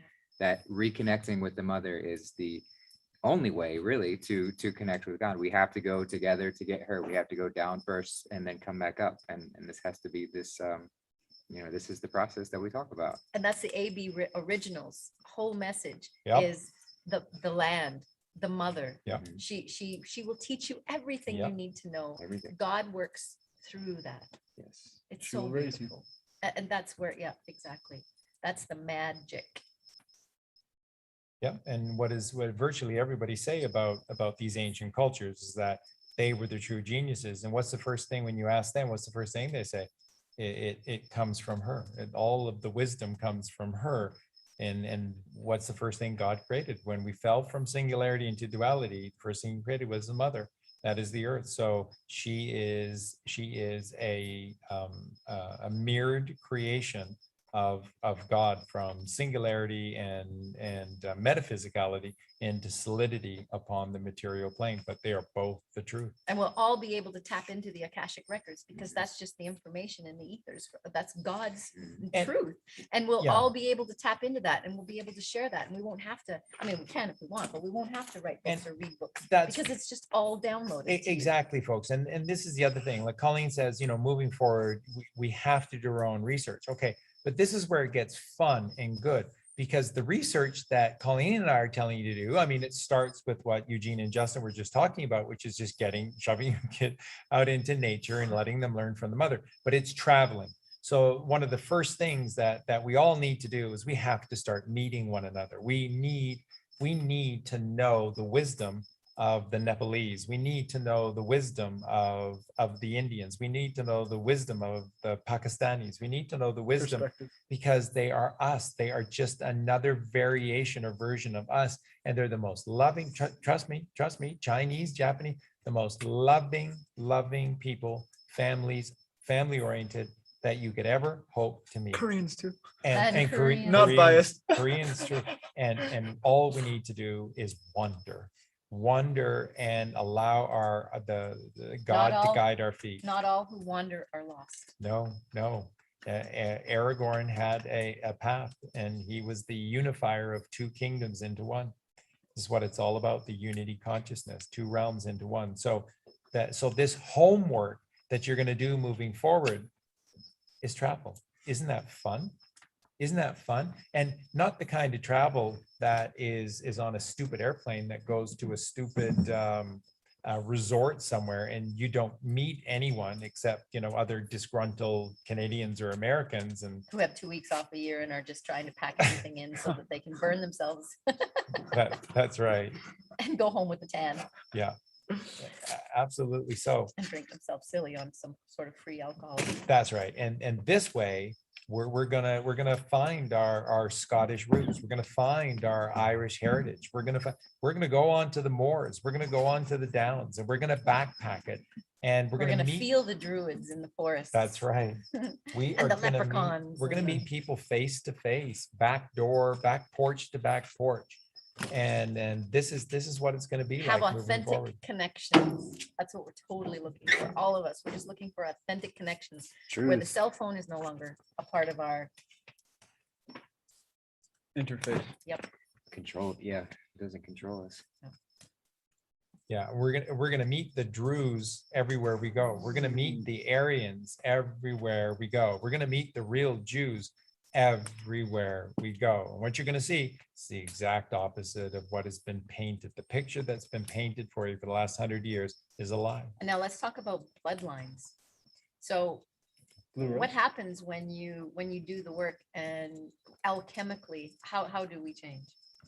Is there a possibility that we become one of the Christed bloodlines? Well, of course, Colleen, and we had this discussion earlier Right. today. So this is sort of the essence of what we're talking about. And so what Colleen knows that we're all of the Merovingian bloodline, and we are. And this is the bloodline of the Lord and the Lady Christ, which is this purified bloodline of 42. So that is the 3 perfect bloodlines of 14. Do you want to And- write this down? Is this something we can? No, not quite yet, but so yeah, so the three perfect bloodlines of 14, and essentially, just really quickly, once again, it ultimately is from Abel, but they started from Abraham to King David. And remember, in the New Testament of the Bible, it's so important that you learn everything that you can about King David, because everything that was about King David is absolutely the right way. So what did he do? He observed. He took his time. He observed. He got a whole picture of who everyone was, and thus he knew whom his enemies were. He knew whom he could trust and what he could not trust. He knew what his enemies were up to, and he knew what was right and what was wrong. And what did David do when he encountered wrong? No matter what the consequences were, he said, I have to correct this. I have to rearrange this, or I have to die trying. And this is the reality and the choice that we have every single day. Every single day we're confronted with a lie. Every single day that we're confronted with the system, we have to die in the attempt to resurrect ourselves back to freedom, because William Wallace had it exactly right. Life is not living if you do not possess freedom, and freedom can only be bestowed to you from within. The crown that you wear comes from the work that you do within yourself. And as William Wallace said, none of this is worth having if we are not truly free. And so Those were his dying words. And that's Freedom. that's right. And that is King David. That is King David of this pure bloodline. And then it's from King David to the rise of Babylon, and then from the peak of Babylon to Jesus Christ. There are 3 groupings of 14 divine, Christed individuals that heard the call and went on the journey. What was Abram and Sarai all about to become Abraham and Sarah? That's it. They went on a journey. Jesus Christ went on a journey. King David went on a journey. Everyone on this list listened to the call and went on a journey. It's what- Immaculate journey. immaculate journey is what you're supposed to do. And you may die along the way, but the gift is eternity, heaven upon earth. The gift is you rise. The gift is that you rise and to the real treasures of this world where moths do not corrupt and rust does not seek and find and thieves cannot break through in the night. It's untouchable. You become untouchable by doing the work within you. There was a quote, something that Eugene said much earlier, and it's so important. So I want to read. It's incredible that he mentioned it tonight. And so this is the Gnostic Secret. So we talked about that the Essenes to the Gnostics, to the Knights Templar, to the Freemasons.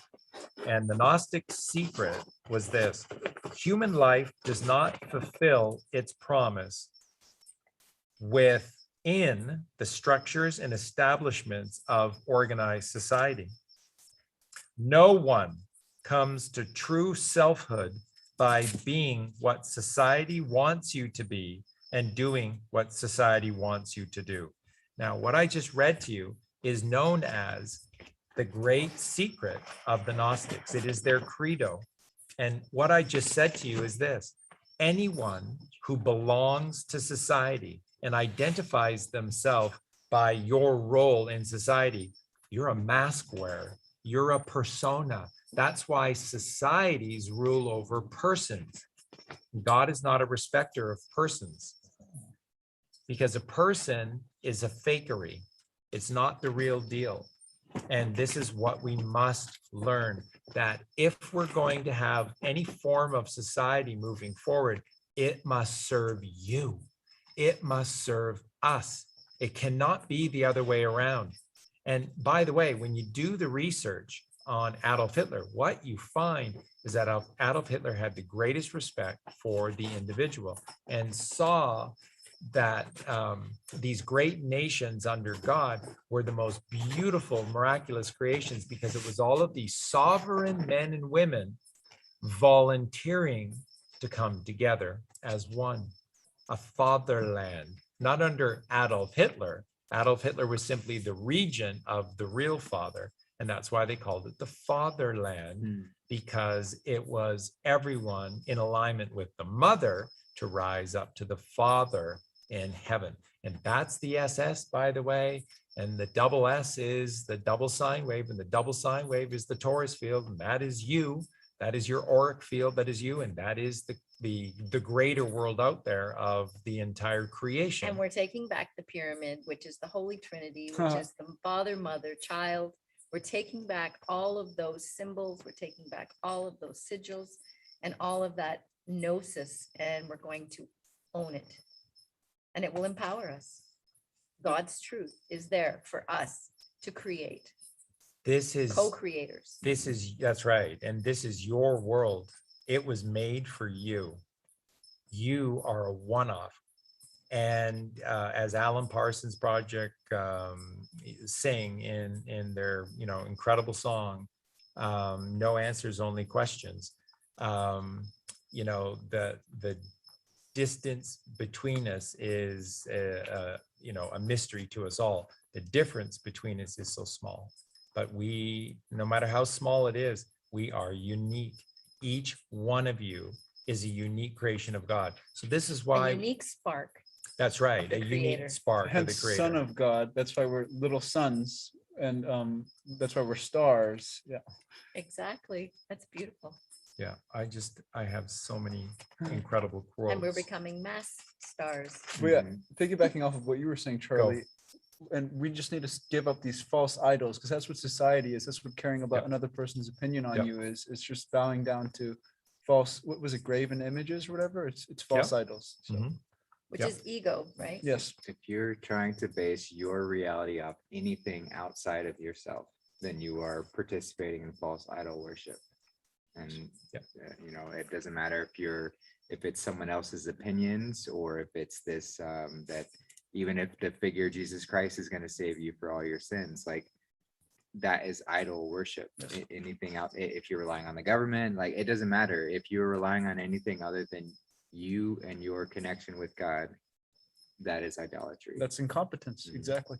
Which is the root of all of this. Yes. You know, it's this, we've talked about it before, but the grand conspiracy is this separation illusion, and how to Exactly. push separation as Yep. much as possible. And so they've just come up with all these different ways to get us as separate from ourselves, as separate from God as possible. And it's you know, it's very clever when you look at it, how they've done it. But that's the solution. It's just come back to that, which is everything that we constantly talk about and we constantly teach. It's just I- doing the work. It's knowing thyself, yeah, right? knowing We thyself. have to know thyself, Mhm. and that's what this journey is all about. Yep. And that's our journey there and back again. And Mhm. as we fall, and we learn ourselves as we fall, and we learn ourselves as we rise. Yeah. And then as we live 1,000 years, we can figure all that stuff out. But this 70, 60 years thing, it ain't working.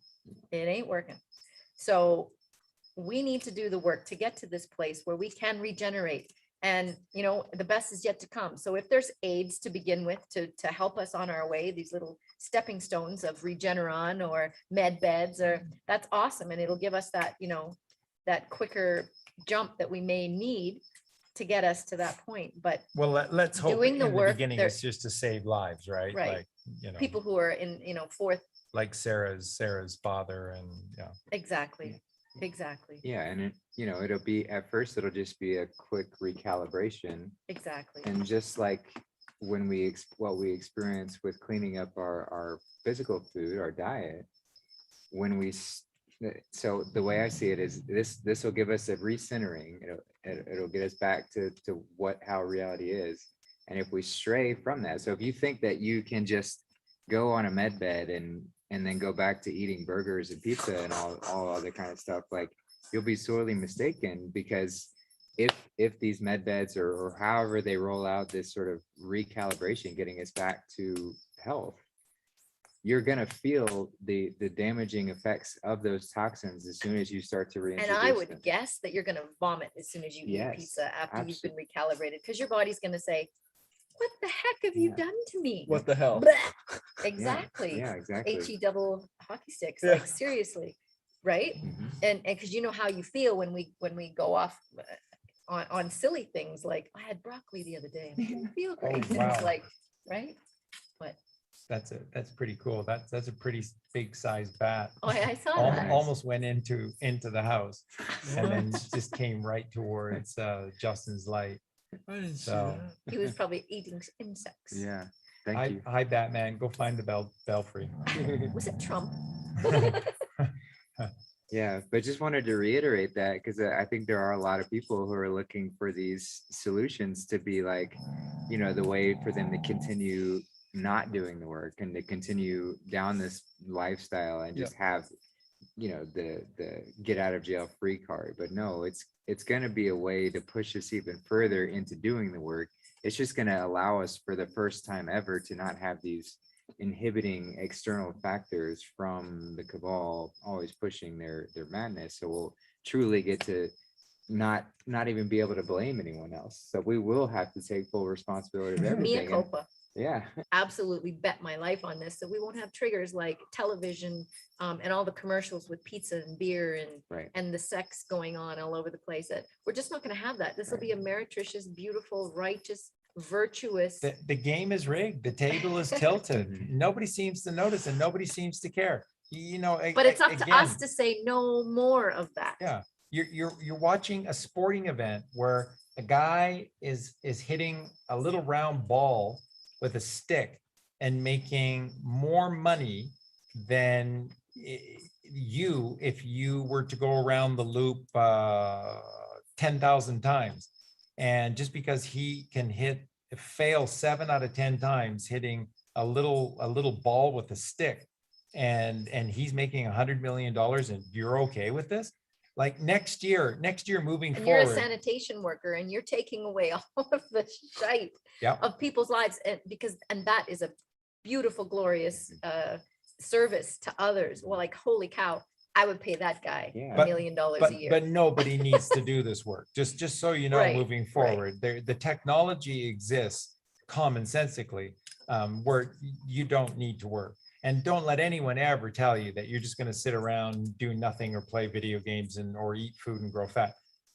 No, the very essence of creation is to create. You're the co-creator with God. As soon as you're free, the first thing that you're going to do is get off your ass, and you're going to start to learn how to do shit. And when then you you'll start clean up your co-creating with vessel, God. you have energy Mhm. and you want to do things. You become inspired Mhm. by the breath of God. That's right. That's what God does. He inspires you. Marketing is pure evil, and television is nothing more. They just needed product to be able to have advertising. Why? Because advertising controls your mind. It's entertainment. It enters and holds the mind. That's what commercials and marketing are. It's all just clever. Remember, there's no need for money. There's no need for an economic system. There's no need for corporations. There's no need for jobs. None of it. None of it is necessary. It's all created to give you something to do to get you out of the house, so that your kids, as Eugene said earlier, so that your kids can be controlled by them. And remember, it's none of this, kindergarten at 5 and then grade 1 at 6 or any of this nonsense. You're a mom and a dad both working. You're back to work in 6 weeks. Sorry. And that kid is in prison the moment it goes into these institutions. I'm sorry, Up at it's just the way it 6:30 is. into the car, over Yep. to the babysitters. Yep. Who- Like, oh my who is God, is that why stressed? we have children? Yeah. No, Yeah. shame on us. Yeah. Shame on us for allowing that. That's right. No more. Downloading all the insecurities from the other children who are, being abused by Right? the system in other ways. Handing them a phone so absolutely. that they can look at their little We- cartoons on their way. So Candy it'll and- just, Yeah. and then give them a cheese candy so and- that they just. Oh, and they need milk. We got to get Yeah. these kids milk. Lots Okay, of- that has to be a Lots of policy. cheese, lots of bread, exactly. pizza all the time. Absolutely. Quick, easy foods, We're because you're dealing poisoning our with a children bunch. Yeah. and we're good parents. And Colleen just fielded another one of these ridiculous phone calls the other day, and it was once again people being concerned how, let's say, certain kids are growing up without access to a bunch of friends, and that modern science is powerfully showing us that if your kids by the age of just past a year are not regularly interacting with other kids, it's going to severely restrict their growth when it comes time that they have to go into school or Socially. whatever else. What a load of horseshit. When anyone tells you that you just throw your kids in with a bunch of other kids and that's how they learn, wow, you're being lied to by the worst demons ever. Throwing your kids into a pool of sharks. Sounds like a good idea. Where are these kids from? What are their belief systems? What have they learned? So you're just throwing them to the wolves, and the wolves are just teaching each other. And wolves, before they become a pack, are tearing at one another and ripping one another to shreds before they learn to form a pack. So you are doing the worst service to your kids. Don't ever believe this stuff. If you choose to play this role, as it's your choice to do this, if you're going to have kids, and if you are, you have to become their best friend, and you have to play with them, and it should be the greatest joy in the world doing this. And that's where they learn. This is how they learn to become kind men, not by playing with other kids and learning to lie and cheat and steal and rob and hit somebody over the back of the head because they've got a car that's shiny and purple and you wanted the car that's shiny and purple. This is where you learn the carnal, diseased world. No, you become their playmate. You become their best friend. You show them the light. You show them the way through the mother and the father. You show them the light. You show them the way. And You let don't them- want to do this? Don't have kids. And let them show you too. And then let them Beautiful. show you. It is a Thank you. two-way street. Mhm. Because they want to. There's no such thing as teach without learning, and That's has to, right. they're always, if you're Reciprocal. teaching, you're also learning. And if you're not viewing that relationship as this duality in all moments, then you're not truly teaching and you're not truly learning. Yeah, It if has lear- to be. If learning doesn't go both ways, it's propaganda. Yeah, It's just that exactly. simple. Yeah, there's an agenda. There's a lie behind it. There has to be. And when there's truth behind it, then it's just truly like let me share, but let me also receive. It's this two-way path. And like Krishnamurti always like saying, we are inquiring together. As humanity, we are asking the question together. And that's what we need to start doing, because no one's asking questions right now. Right. Because we're all from the one Father, and we're all from the one Mother. You make no mistake about it. This propensity in history for each of us to refer to one another as brothers and sisters, because it's true, because we're brothers and sisters. We come from the one Father, we come from the one Mother. Our earthly parents are very wonderful and can be, and very, very loving and very important, but they're role players. They're a pair of rents. They're playing a role in your experience. And if you're going to enter into that one, you have to take it seriously. And then Justin just said it so perfectly, that symbiotic relationship of best pals, playmates, and you teach and you learn. And when you need it most, your children will show you the way. They'll show you, don't get caught up in these problems. There are no problems. Remember me. Let me remember you. Let us remember each other. And this is the true treasure of the world. And Weren't we and then- talking about remember? the Oh, other day? yes. I'm thinking about that right now. Want to enlighten us? Oh, yeah. I mean, just the whole idea of remember. And then I don't know exactly what context we were talking about that in, but yeah, I mean, it's just a reword. So it's the right brain. So once you connect, you're wired and it's- Rightfully establishing us as yes, a member. exactly.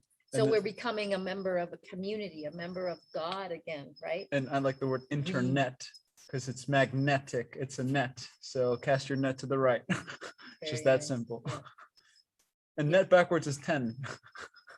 It's whole, it's complete. So it's the net, it's the sum. So the summation is us. Yeah. Beautiful. Yeah, and remember, 10 is Aten, which is Adam and Eve, and is Atum, and it It'd be interesting is to do the gematria atom. on that as well, on those words. Yeah. We'll have to do that. well, again, quick, simple for an atom, ATOM, which houses molecules. These molecules are points of light, which are photon, which is God. And which is magnetic and which is eternal. And so if you look at atom, A is 1, T is 20, O is 15, and of course M is the middle mother, movement, motion, magnetism, Mary in the middle, and that's 13. So yeah, you've got 21 and 49? 36 and 46 and 49. So 7 and 7 is 49, Wow. and 4 and 9 is 13. Middle. 13 is the one surrounded by the 12, and again, some certain, you just need to know the divinity of the number 13, and don't let anyone tell you different. The night sky teaches us. The night sky teaches us that the one, the chosen one, is always followed by the 12. And what do you have within you? I mean, in your head, you have the third ventricle of the brain waiting to become the 13th cranial nerve, surrounded by the 12 cranial nerves. In your body, you have your solar plexus, and the solar plexus is surrounded by the 12 sympathetic nervous systems. And in the sky, you have the sun, and its entire journey is to go through the great year, which is, the 26,000 years. The great year to go through each of the houses, because Jesus is a playboy, and he likes to get around. So he's got a house in each one of these different places, and that's the house. So he goes through the 12 constellations. Everywhere you go, it's 12. And they surround the chosen one. You're the chosen one. You're the chosen one. Your physiology and of the mind and of the body teaches you and tells you powerfully that you are the chosen one and you have a job to do. Jesus Christ was always surrounded by 12. You're surrounded by 12. 12 plus 1 is 13. 7 is 49. 4 and 9 is 13. Adam and Eve, to return to singularity in heaven with God by doing the work, by becoming the Christed ones. Adam and Eve had to become Lord and Lady Christ. Christ is the title. That's why ultimately the title for Jesus Christ would always be Christ Jesus, because he's the Christed one. And you only get that by doing the work. So it's a remarkable story. There's a wonderful quote. This is from the book of Luke. Let me just turn my little flashlight on here. And Luke 12:32. Fear not, little flock, for it is God's pleasure to give heaven to you. Wow. See, fear not, fear nothing. Heaven is your born right. It is the star that you're born under. The stars are heaven upon earth. That's why they're in the earth. That's why they are either connected to the firmament or holes in the firmament, because they passeo, they pass you to the Father. So when you see the sun during the daytime, you're looking at God. When you're looking at the stars at nighttime, you're looking at God. When you're staring into the ocean, you're looking at the Mother. When you're walking barefoot anywhere on this earth, you're connecting with the Mother. When you're looking at the moon in the sky for her fortnight, you're looking at the Mother. They're around us. It's our heritage. Look at that word heritage. Yeah. H-E-R-I. Her, Age. divine her in the physical, herit, age. It is the age of the divine feminine in the physical form. Mother Earth, heritage, Mother Earth. By the way, that's why every time you hear the word heritage or you see the word heritage used, it's always talking about these better days, right? Heritage days. It's always a better time. Yeah, it's always been a better time when we're not in cities where they cover the Mother with asphalt and concrete, so you can't have the Mother. There's a park. Okay, sweetheart. There's a park in Calgary. It was called Heritage Park. And I loved going there because it was all the old, the heritage homes. And they had like you churning butter, and you had all these people dressed up, and it was like acting out what they. I just think I would love to just be here and just spend my time here and get to know these people. Like, wouldn't it be fun to just live in that? And I love that. It's just connecting back, and of living in the city, you just crave that. What are you hearing, baby? What are you hearing? She's saying, yes, the Mother. Yeah. It's all about the Mother.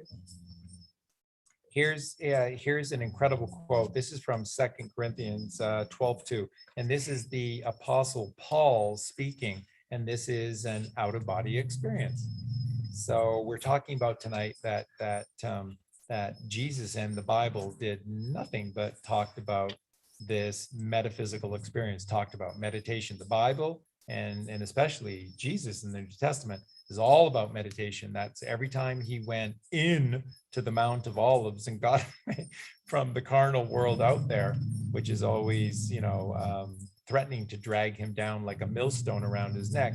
He went into the Mount of Olives by himself in silence before he returned. And then he was just all good again, all recharged. So this is the Apostle Paul, and this is 2 Corinthians 12:2. I know a man named Christ about 14 years ago, and whether in the body or in the mind, I cannot tell.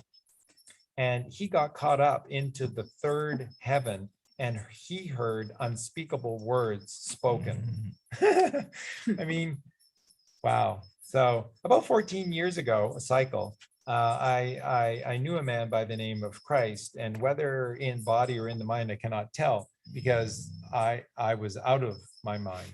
I was in some mystical place, so I don't really know where I was, but I know that I met Christ, and he had got caught up into the third heaven, which third is the third ventricle of the brain, which activates the pineal gland, which is a portal to God.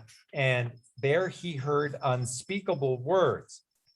Why would these words be unspeakable? And Because, exactly. because God is silence. Every single where you look in the Bible, it always refers to God is still and silent. But you think your earth is tilting and wobbling and spinning and twisting and scuba diving and dancing and doing all of these incredible things and being dragged halfway across the galaxy at 1,000,000 miles an hour, being pulled in 5 different directions, or But the stars are the exact same every the exact same position all of the That's a time. miracle.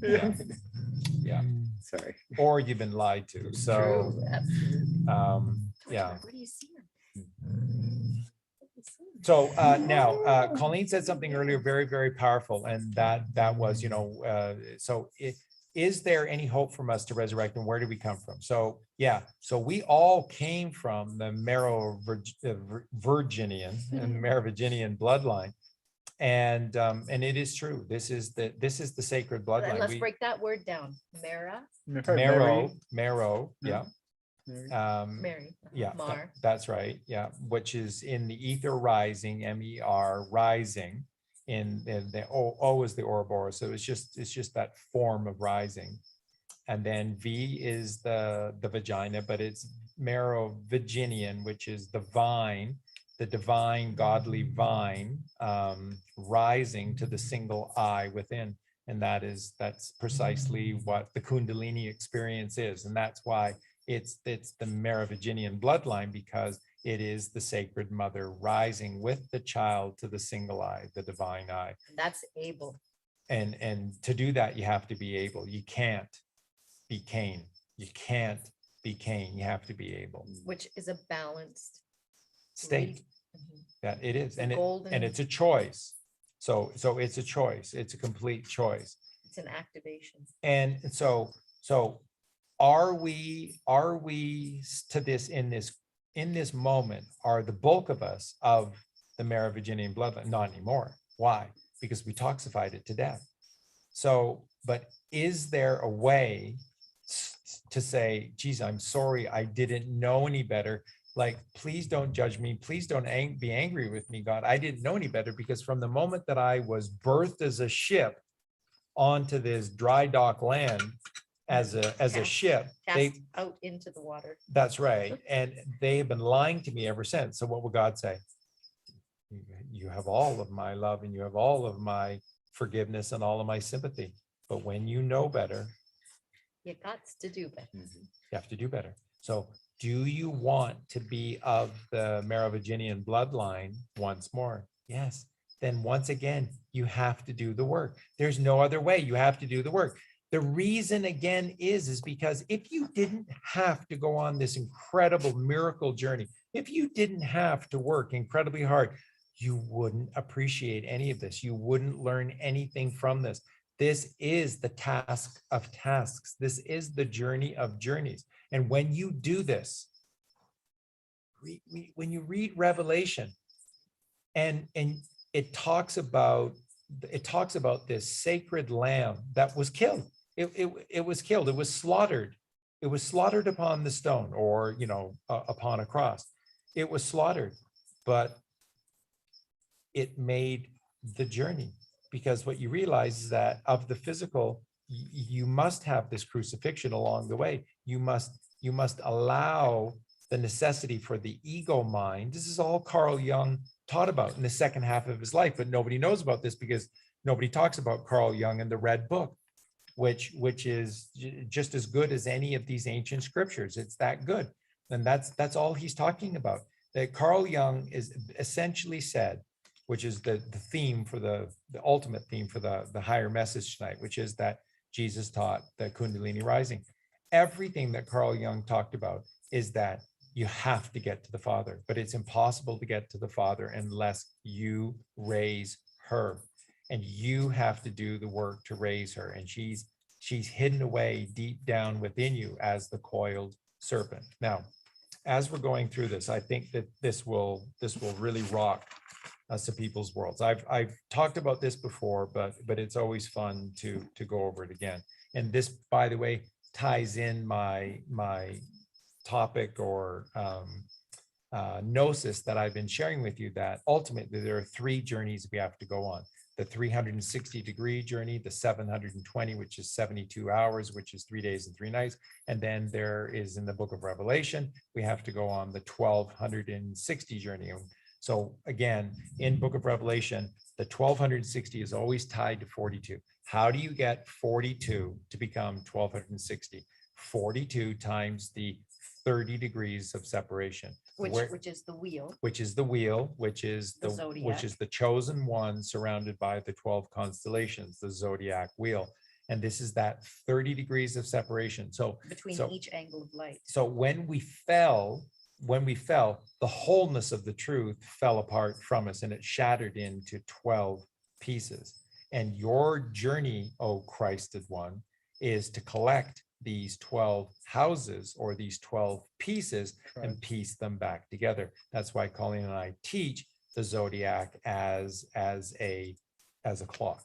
And because you're telling time, you're telling your time, which is your essence as you go around this wheel here. So this is precisely who you are and what you must do. So if someone wants to make a video game, this would be a good one.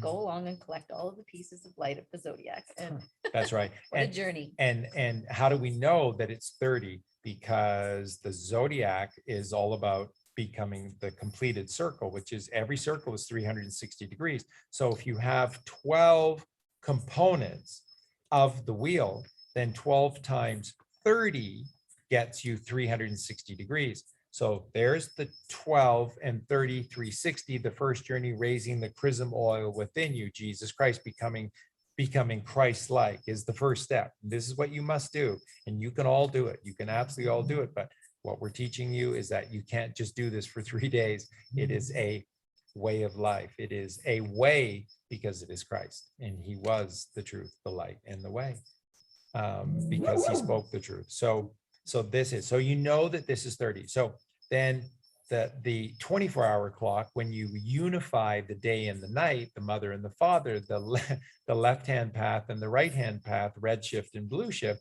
when you unite the duality into the singularity by raising Christ consciousness, because he's the conqueror of the division, he crosses the river. Again, this is, all these stories, Jacob, they all relate back to this necessity to cross this river, because when you do become the master of your journey and you're uniting two worlds, the right hemisphere of your brain, the left hemisphere of the brain is one. When you do this, then your clock becomes based solely upon the 24 hours of the day. So you have the sun during the day and the moon at the night. So once again, this is that duality which you have to master, and you're mastering. And you do this through the 24. Now 24 times 30. But just remember, 24 is 4 plus 2, which is 6, is the journey. So 24-hour clock is the journey that we must take. The numbers tell you what it is. Well, in dark to light, you reverse the 24 hours, and the 24 hours gives you the third journey, which is 42. 42 times 30, which is 1260. That's why everything in the book of Revelation is telling you that you must go on this 1260-day journey into the wilderness by fleeing into the wilderness 42 days, 42 to the 1260, 30 degrees of separation. It's all about the 30 because it's piecing the puzzle back together again. So that's why we teach it as this clock, as a connected puzzle to get to cancer, which is the worst disease ever. You're all going to die. One of the three of us have. That's right. You're all going to die from cancer, Acidic, or toxic bodies. or cancer is the symbolic journey that you have to get to, which is the unification of becoming twins in Gemini, to becoming perfectly balanced between the duality, in the duality, to become singularity again, which takes you to 1 at 1 o'clock, which is Leo, which gives you the mother at 2 o'clock, Virgo, which is the Virgin Mother Mary, to become born again upon 3 o'clock, which is upon level, which is free. You're born free. And if you're not free, you're not born, then you're just birthing you're a ship and birthing in the Maritime Admiralty law system. So you see how this all works? You have to stand up for freedom in all moments, William Wallace. All of you are William Wallace. And why would it be WW? Because the W is an upside down M. The womb is the womb of the mother. Mother is M. Womb is W. MW. Where it comes from. And now unify them together. Have you ever done that? Put the M above and the W below. What do you have?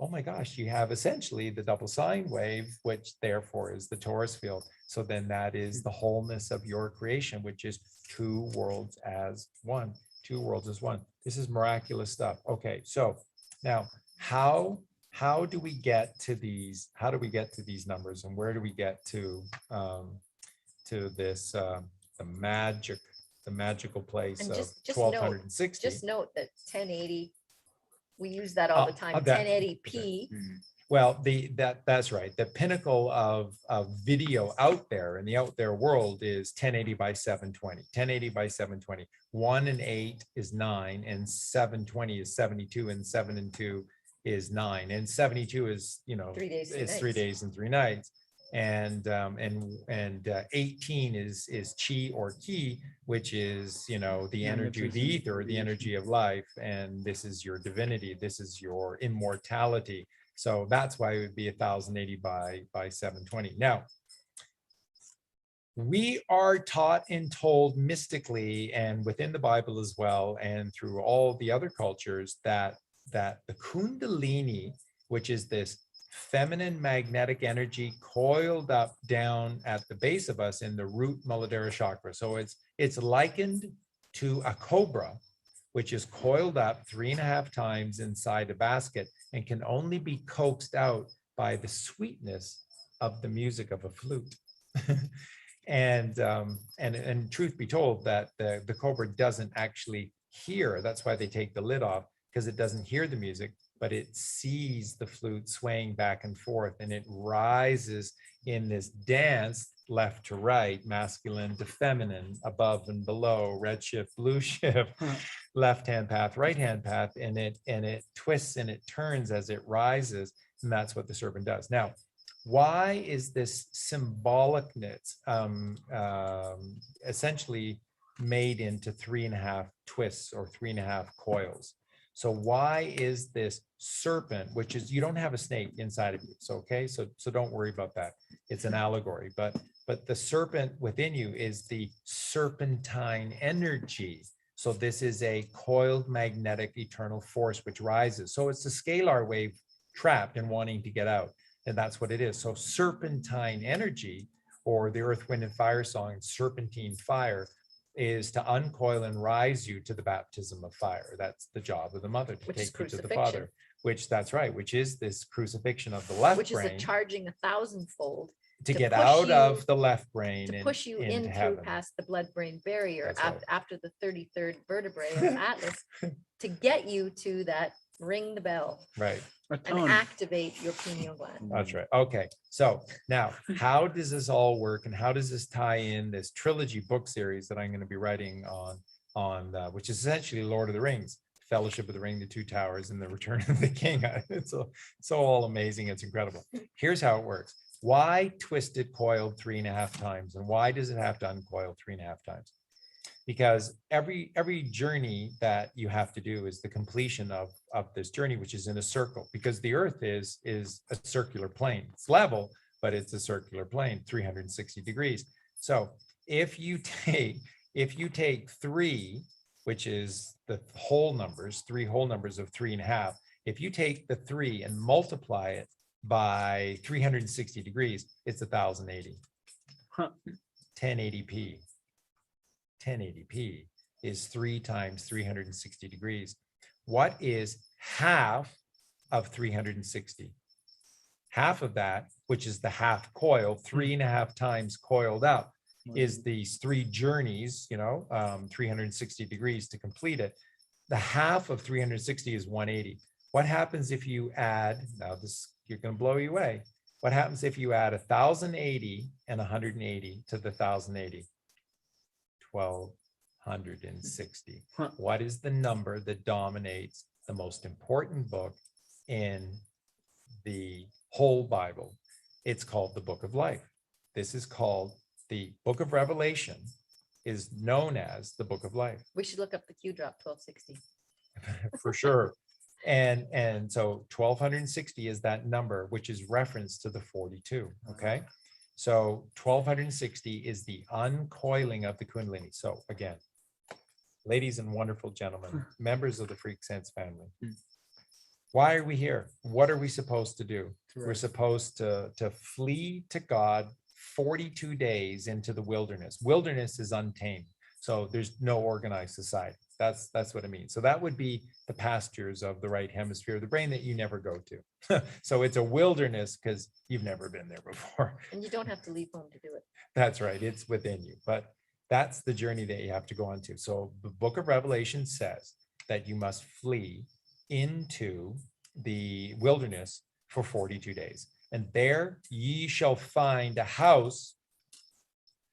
Wow, what are you, Christ or something? And you go through 12 houses, you know, every 2,333 years, 2,333 to make 26,000.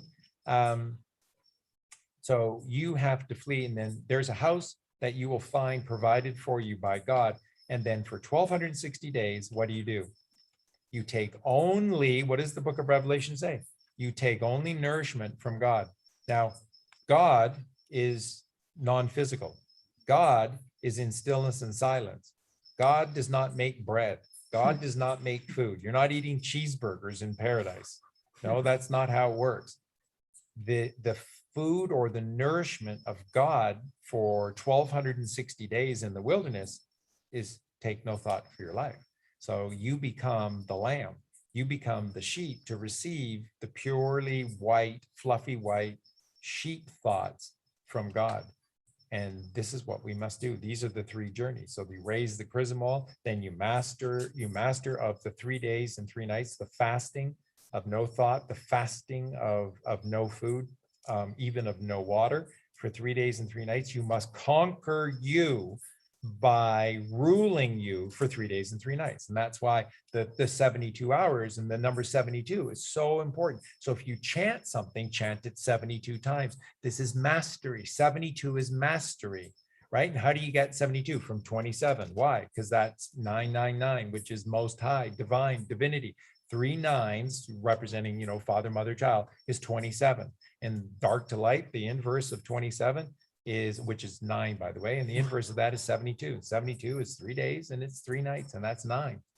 And this is this divine journey that we go on. And so to be able to do this, you have to flee into the wilderness and take only thought from God, which nourishes you. You don't need anything else but the pure thought from God. And when you're in meditation, when you go through life in a dreamy sort of state, you can go days without eating food and you never miss it because you're not present in the land of presence to be worried that, oh shit, I needed to eat something, because if I don't, my glaucoma will come up again, or my glucose levels will drop, or, I might get diabetes because, geez, stop. Once your alchemical system, you're the alchemist, you're not going to have those same needs and desires, You have because mana. and your body won't be Santa toxic. Claus is now working for you Drip, again, because drip, you're a good drip. child, and drip, drip, drip, the endocrine system, a little bit here, a little bit. He does everything for you. Santa works for you, but only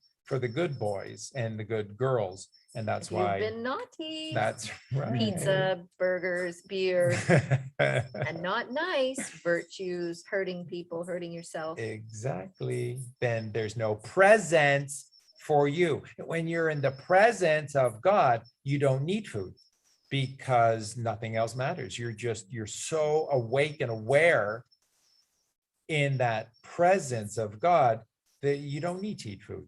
This is just the passion of the Christ. This is the passion of the Lord. This is the passion of God. But I wouldn't suggest that you try this, cold turkey. Exactly. It's a process and it could take years. Why is all of this stuff encoded? Why is the language of God a cipher system? Because it's not meant for everyone right away. And this is why faith is necessary, but it's far from the be all and end all. We're of the all. apprentices becoming the mass star. So, Yeah. I mean, we are students and we Yeah. must learn. And slowly, as we clean ourselves up, the process could take a very long time, but it doesn't matter. And that's the whole message is just It's your it journey. today. Exactly. It's your journey. How long it takes that's a judgment. That plays no role in this. It doesn't matter. Just get started on the journey. It doesn't matter how long it takes. But know this, Jesus wiped his ass with faith. Jesus wiped his nose with hope. Jesus was a Gnostic warrior because he knew. Gnosis, Gnostic, is knowing, is knowledge. KN is GN. Knowledge is gnosis. Gnosis is knowledge. King. They're one and the same. They are one and the same. And you become kingly and king when you know. K So- being And a balanced knight. and 11 and G being 7, God intervention. And this is the night to become a king. You must know. You must know. And however long it takes you doesn't really matter because as long as you get there, that's all that matters. So, but the thing in the matter is, it does start with, you have to start somewhere. And if you're completely lost, then it does take faith. And then how do you graduate from faith to hope? You get to a point where faith will not take you any further, and you have to make a leap. You have to make a leap of faith, and that leap of faith gives you hope that you made it. So it gives you hope that this is all real. And then you continue the journey and you go as far as hope can take you. And then when hope can take you no far, then you need a miracle. You do. You truly need a miracle in your life. And ask, and you shall receive. Knock on any door, and it shall be opened for you. These are the teachings. Matthew 7:7. ASK, ASK, ASK, ASK. And isn't it Jesus amazing? tells you. Isn't it amazing when you look around at this point and like on a day-to-day basis, moment to moment, all of these beautiful synchronicities, these Oh, yeah. beautiful magical rewards come to you. It's just, and you just start laughing at the beautiful magic that God has just bestowed upon you, and you're clear enough to see it, and you just kind of you give a little chuckle, and it was a sign here, or you know, Well, God definitely has a sense of humor as right? well. Super it's funny. just it's Yeah. so beautiful, and then when you don't do the work and you don't have those things, and you kind of fall a little bit more, and then you just, but you might have a remembering, Mhm. and then the next day you're feeling a little more inspired, and it gets easier and easier each day. As you do the work each day, you don't fall as far the next.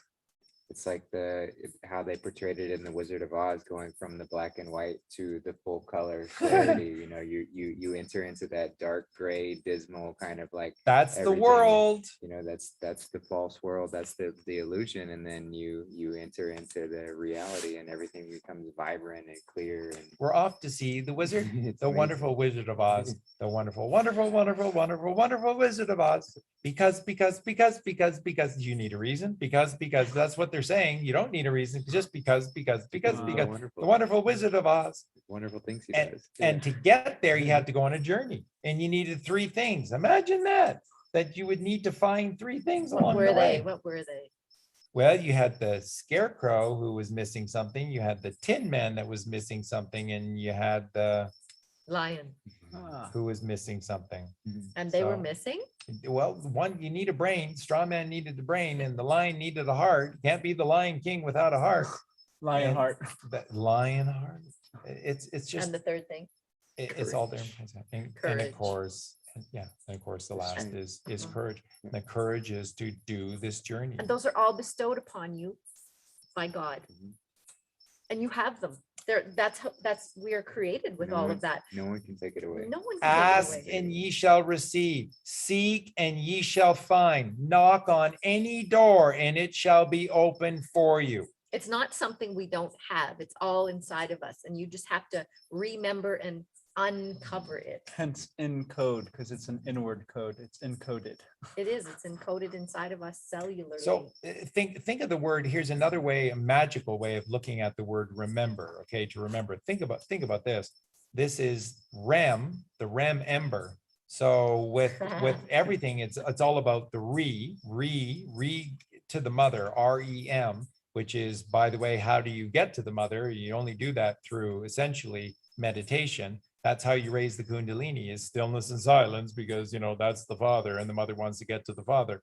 And this is all about deep sleep and REM sleep. And that's, by the way, it's RE, which is REM. You know what it stands for? Rightfully establishing magnetism, Mother Mary magnetism within you, then you rise. Because what is a magnetism? It's a scalar wave. What is a scalar wave? It rises. That's what it is. REM, rightfully establishing magnetism within you. That's your kingdom. You're the king when you're magnetic, and you're a fool who falls down because you've got no brain, no heart, and no courage. And everything is black and white in this world. And then this is network. And you say, You say, leave me alone in my little apartment with my toaster of my TV and my steel belted radials. Just leave me alone. I'm not going to leave you alone. You have to get up off your knees. You have to go to the, I want you all to go to the window right now. And I want you to open the window. I want you to scream out, I'm mad as hell and I'm not going to take it anymore. I want to hear you. I'm mad as hell and I'm not going to take it anymore. I don't know what to tell you to write your congressman or your congresswoman. I don't know the price of rice, but I just know you first have to get mad. You're a human being, God damn it. Your life matters, God damn it. That's what this is all about. Get off your knees. Recognize. And recognize, remember. It's all about the spark of life. It's an ember, and your ember is all but gone. Blow on it. The breath of God. The breath of God. Reco together. Men. Reco-G with God. Exactly. Yeah. And what is recommend? Right? Yeah. Mend by reestablishing the comms from God. What are the comms from God? A, B, C, D, E, F, G, H, I, J, K, L, M, N, O, P. Yeah, just, A, B, C. Talking about do, re, mi. It's easy as 1, 2, 3. A, B, C, do, re, mi. Baby, you and me. We love you, Michael. They all mean mother, father, child. We love you, Michael. Bet on alphabet. It's the alpha bet. Phi meaning growth. Yeah, I mean, it is absolutely. So now here's a real treat for you. Justin is going to go to his laptop and he's going to go to the online King James Bible and he's going to go to the book of Revelation, right down at the bottom, the book of life.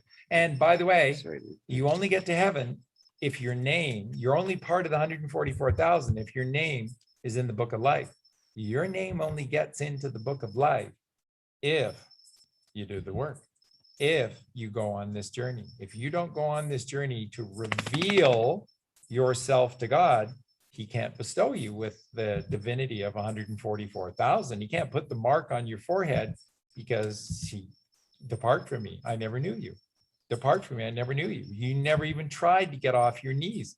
You never even tried to tilt the table. Let the dead bury the dead. You have to be alive to receive what's coming. God is the God of the living, not of the dead. But Jesus, I can't continue with you right now because my father died and I have to go and bury him. It's like, let the dead bury the dead. Wow, Jesus, you're so cruel. No, this is about life. Let the dead bury the dead. God is the God of living. You must continue with me on this journey. If you're going to follow anyone, again, let me reiterate this once again. It's Jesus Christ. And it's all there for you. And the 1611 edition of the King James Bible is the closest thing that we have to pure divinity in the English language. And it's your born right. You're supposed to have this Bible in your home. It is where you put all important documents, and it kisses your important documents. It kisses all of the important things that symbolize you, and you keep it in this divine Bible. 1, 6, 1, 1. 1, 6 is 7, 11. You're lucky when you've got 7, 11. 7, God intervention to heaven, 11. Heaven, 11. 7, 11. 16, 11. 1 plus 6 plus 1 plus 1 is 9, which is divine. 1611 edition. You think all of this is not for naught? Nothing is not for naught. There's a message for everything. Okay, Book of Revelation, chapter 5, the 7 seals, the Kundalini Rising. The Bible teaches, Jesus Christ teaches, the Bible teaches nothing but meditation, nothing but going within, nothing but the divinity of raising the Sacred Mother Mary, which is the Kundalini Rising. Justin, go. All right. So chapter 5. And I saw in the right hand of him that sat on the throne a book written within and on the backside sealed with 7 seals. Okay, guys, you don't need me to do this. Justin, Call, and Eugene, take it away. That how many key points are in that statement? 4 massive things, and that's just 5-1, which is the journey of man. 50. And by the way, 3 17s Q, 3 17s is 51. 5-1. It's all encoded. But anyways, go guys. This is incredible. go as far as that verse? Yeah, decode it. Just decode Well, verse 1. And I saw in the right hand path, go to the right, cast your net Which to is the right. within, as within, so without. Yep, that sat on the throne, a book written within, going within. We have to go within, it's not without. And on the backside, sealed with 7 seals. Oh, is that atonement? Yeah, that would be the 7 chakras and going through this full journey. Written in the book of life.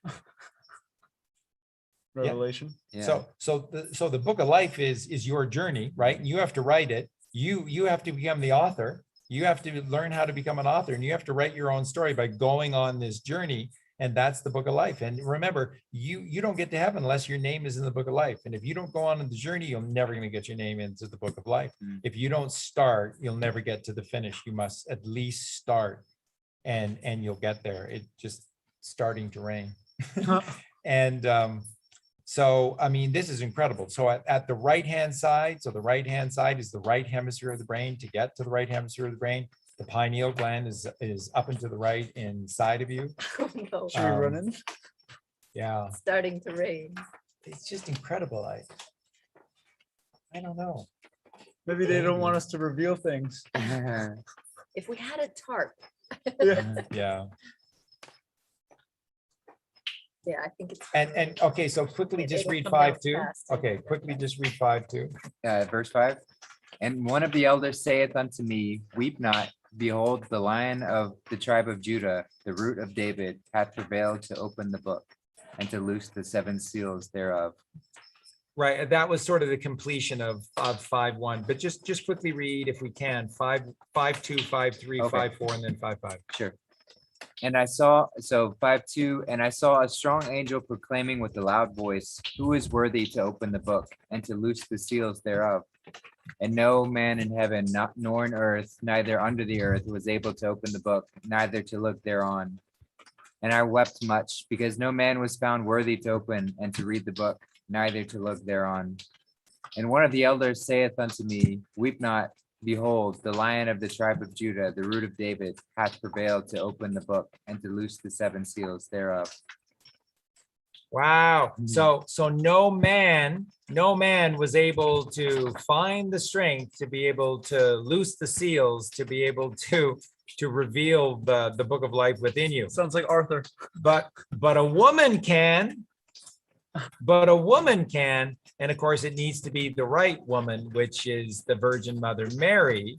And by the way, you look at all of this, and this is it says, but there is someone who can, and that resides with the tribe of Judah in the east to the right, and the tribe of Judah in the east at the foot of the mountain where the sun rises every single morning, and that is symbolized by Leo, and Leo is 1 o'clock on the clock, and that is, of course, the lion, the lion of the tribe of Judah, which is Leo, which is 1 o'clock, and what comes at 2 o'clock?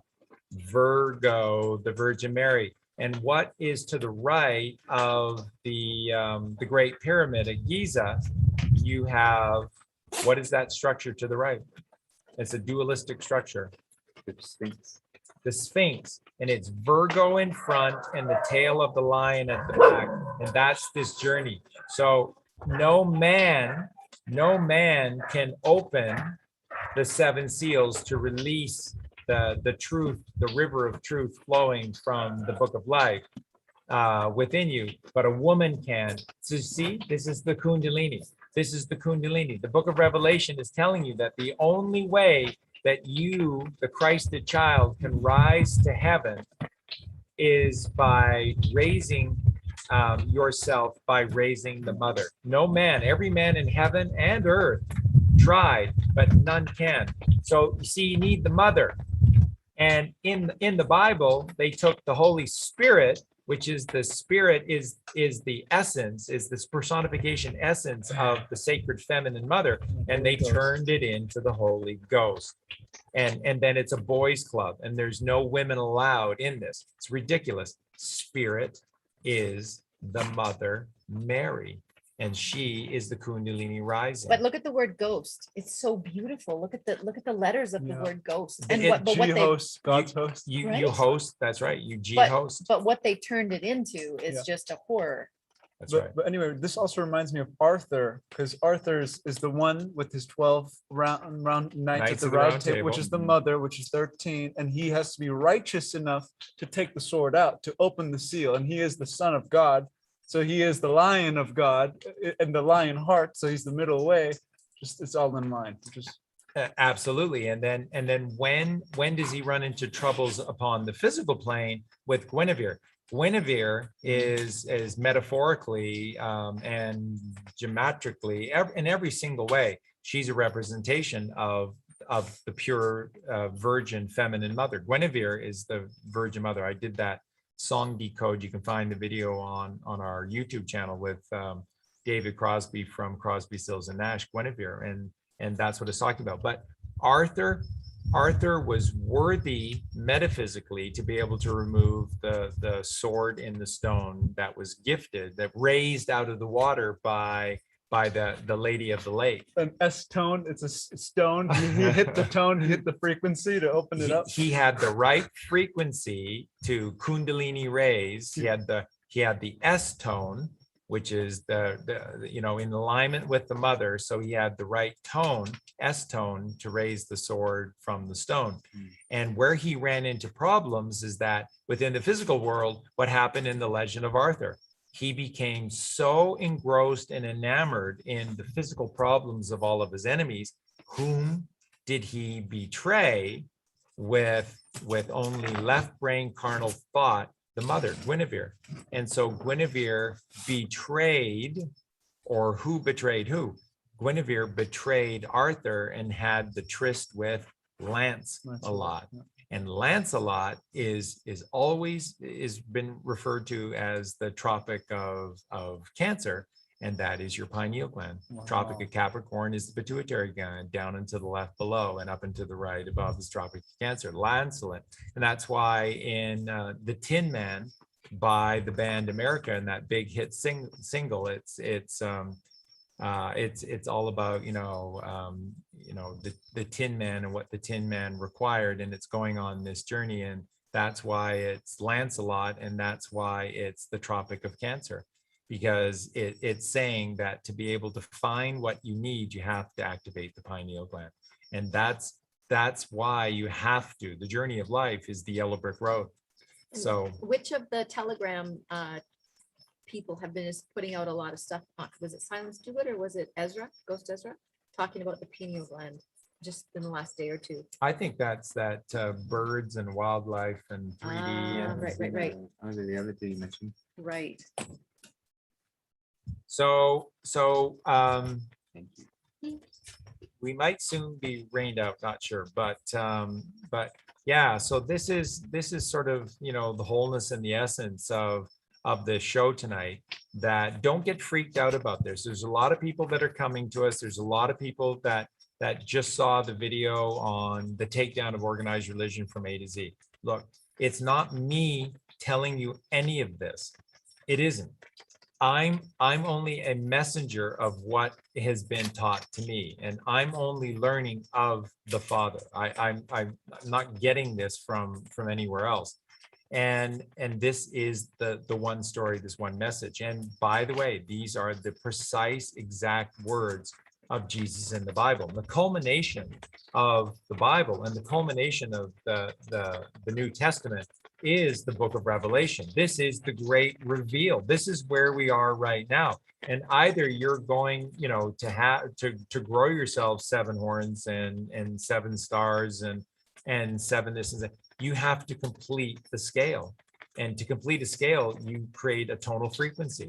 So you have to be of the right tone, and that is the S tone. So all of this is about pulling the sword spine from the stone. As soon as you pull the sword from the stone, what can you do? What did Moses do? He cast it upon the earth. And instantly, what did the staff become? What did the sword become? Became a serpent.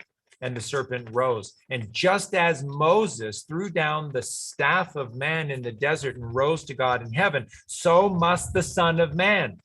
For no man cometh to God, but first from God to the earth, even the Son of Man. So Jesus is telling you that he's not God himself, that he is the Son of Man, that he is the representation figure for us, because he's telling you that he was in heaven and he fell to this dualistic form, and he had to master the dualistic form. And that's why, just like King Arthur required the Lady of the Lake, the pure virgin metaphysical mother, the moon, he also then needed Guinevere of the land. Wow. Okay, and Wow. Guinevere was going past him to go directly to Lancelot, which is the pineal gland, because he was so inured in fighting wars and endless battles with endless enemies instead of just loving her.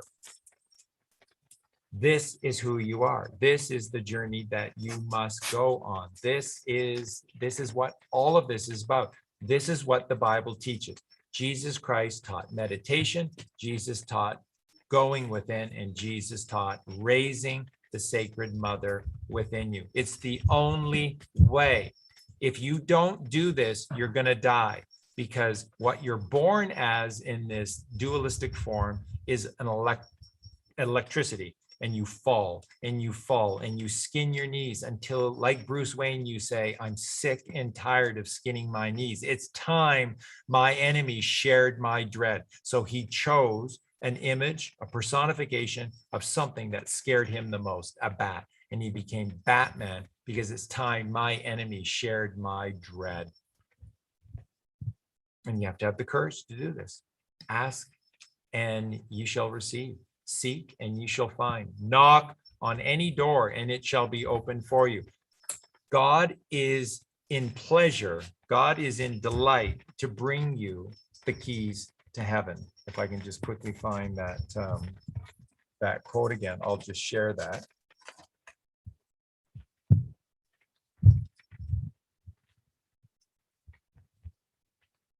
Oh, and while I'm here, you know, the Chicago song, such a great alchemical band, but the Chicago song 25 or 624, sitting cross-legged on the floor. Why is it that the perfect position for meditation is the lotus position? Because it forces you to cross your legs, cross-affixtion, cross Christ.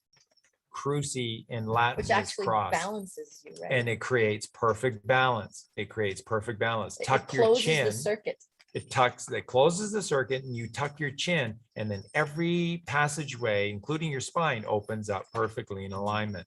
So this is why sitting cross-legged on the floor Christ, sitting cross-legged on the floor Christ, 25 or 624. What does that mean? It's code.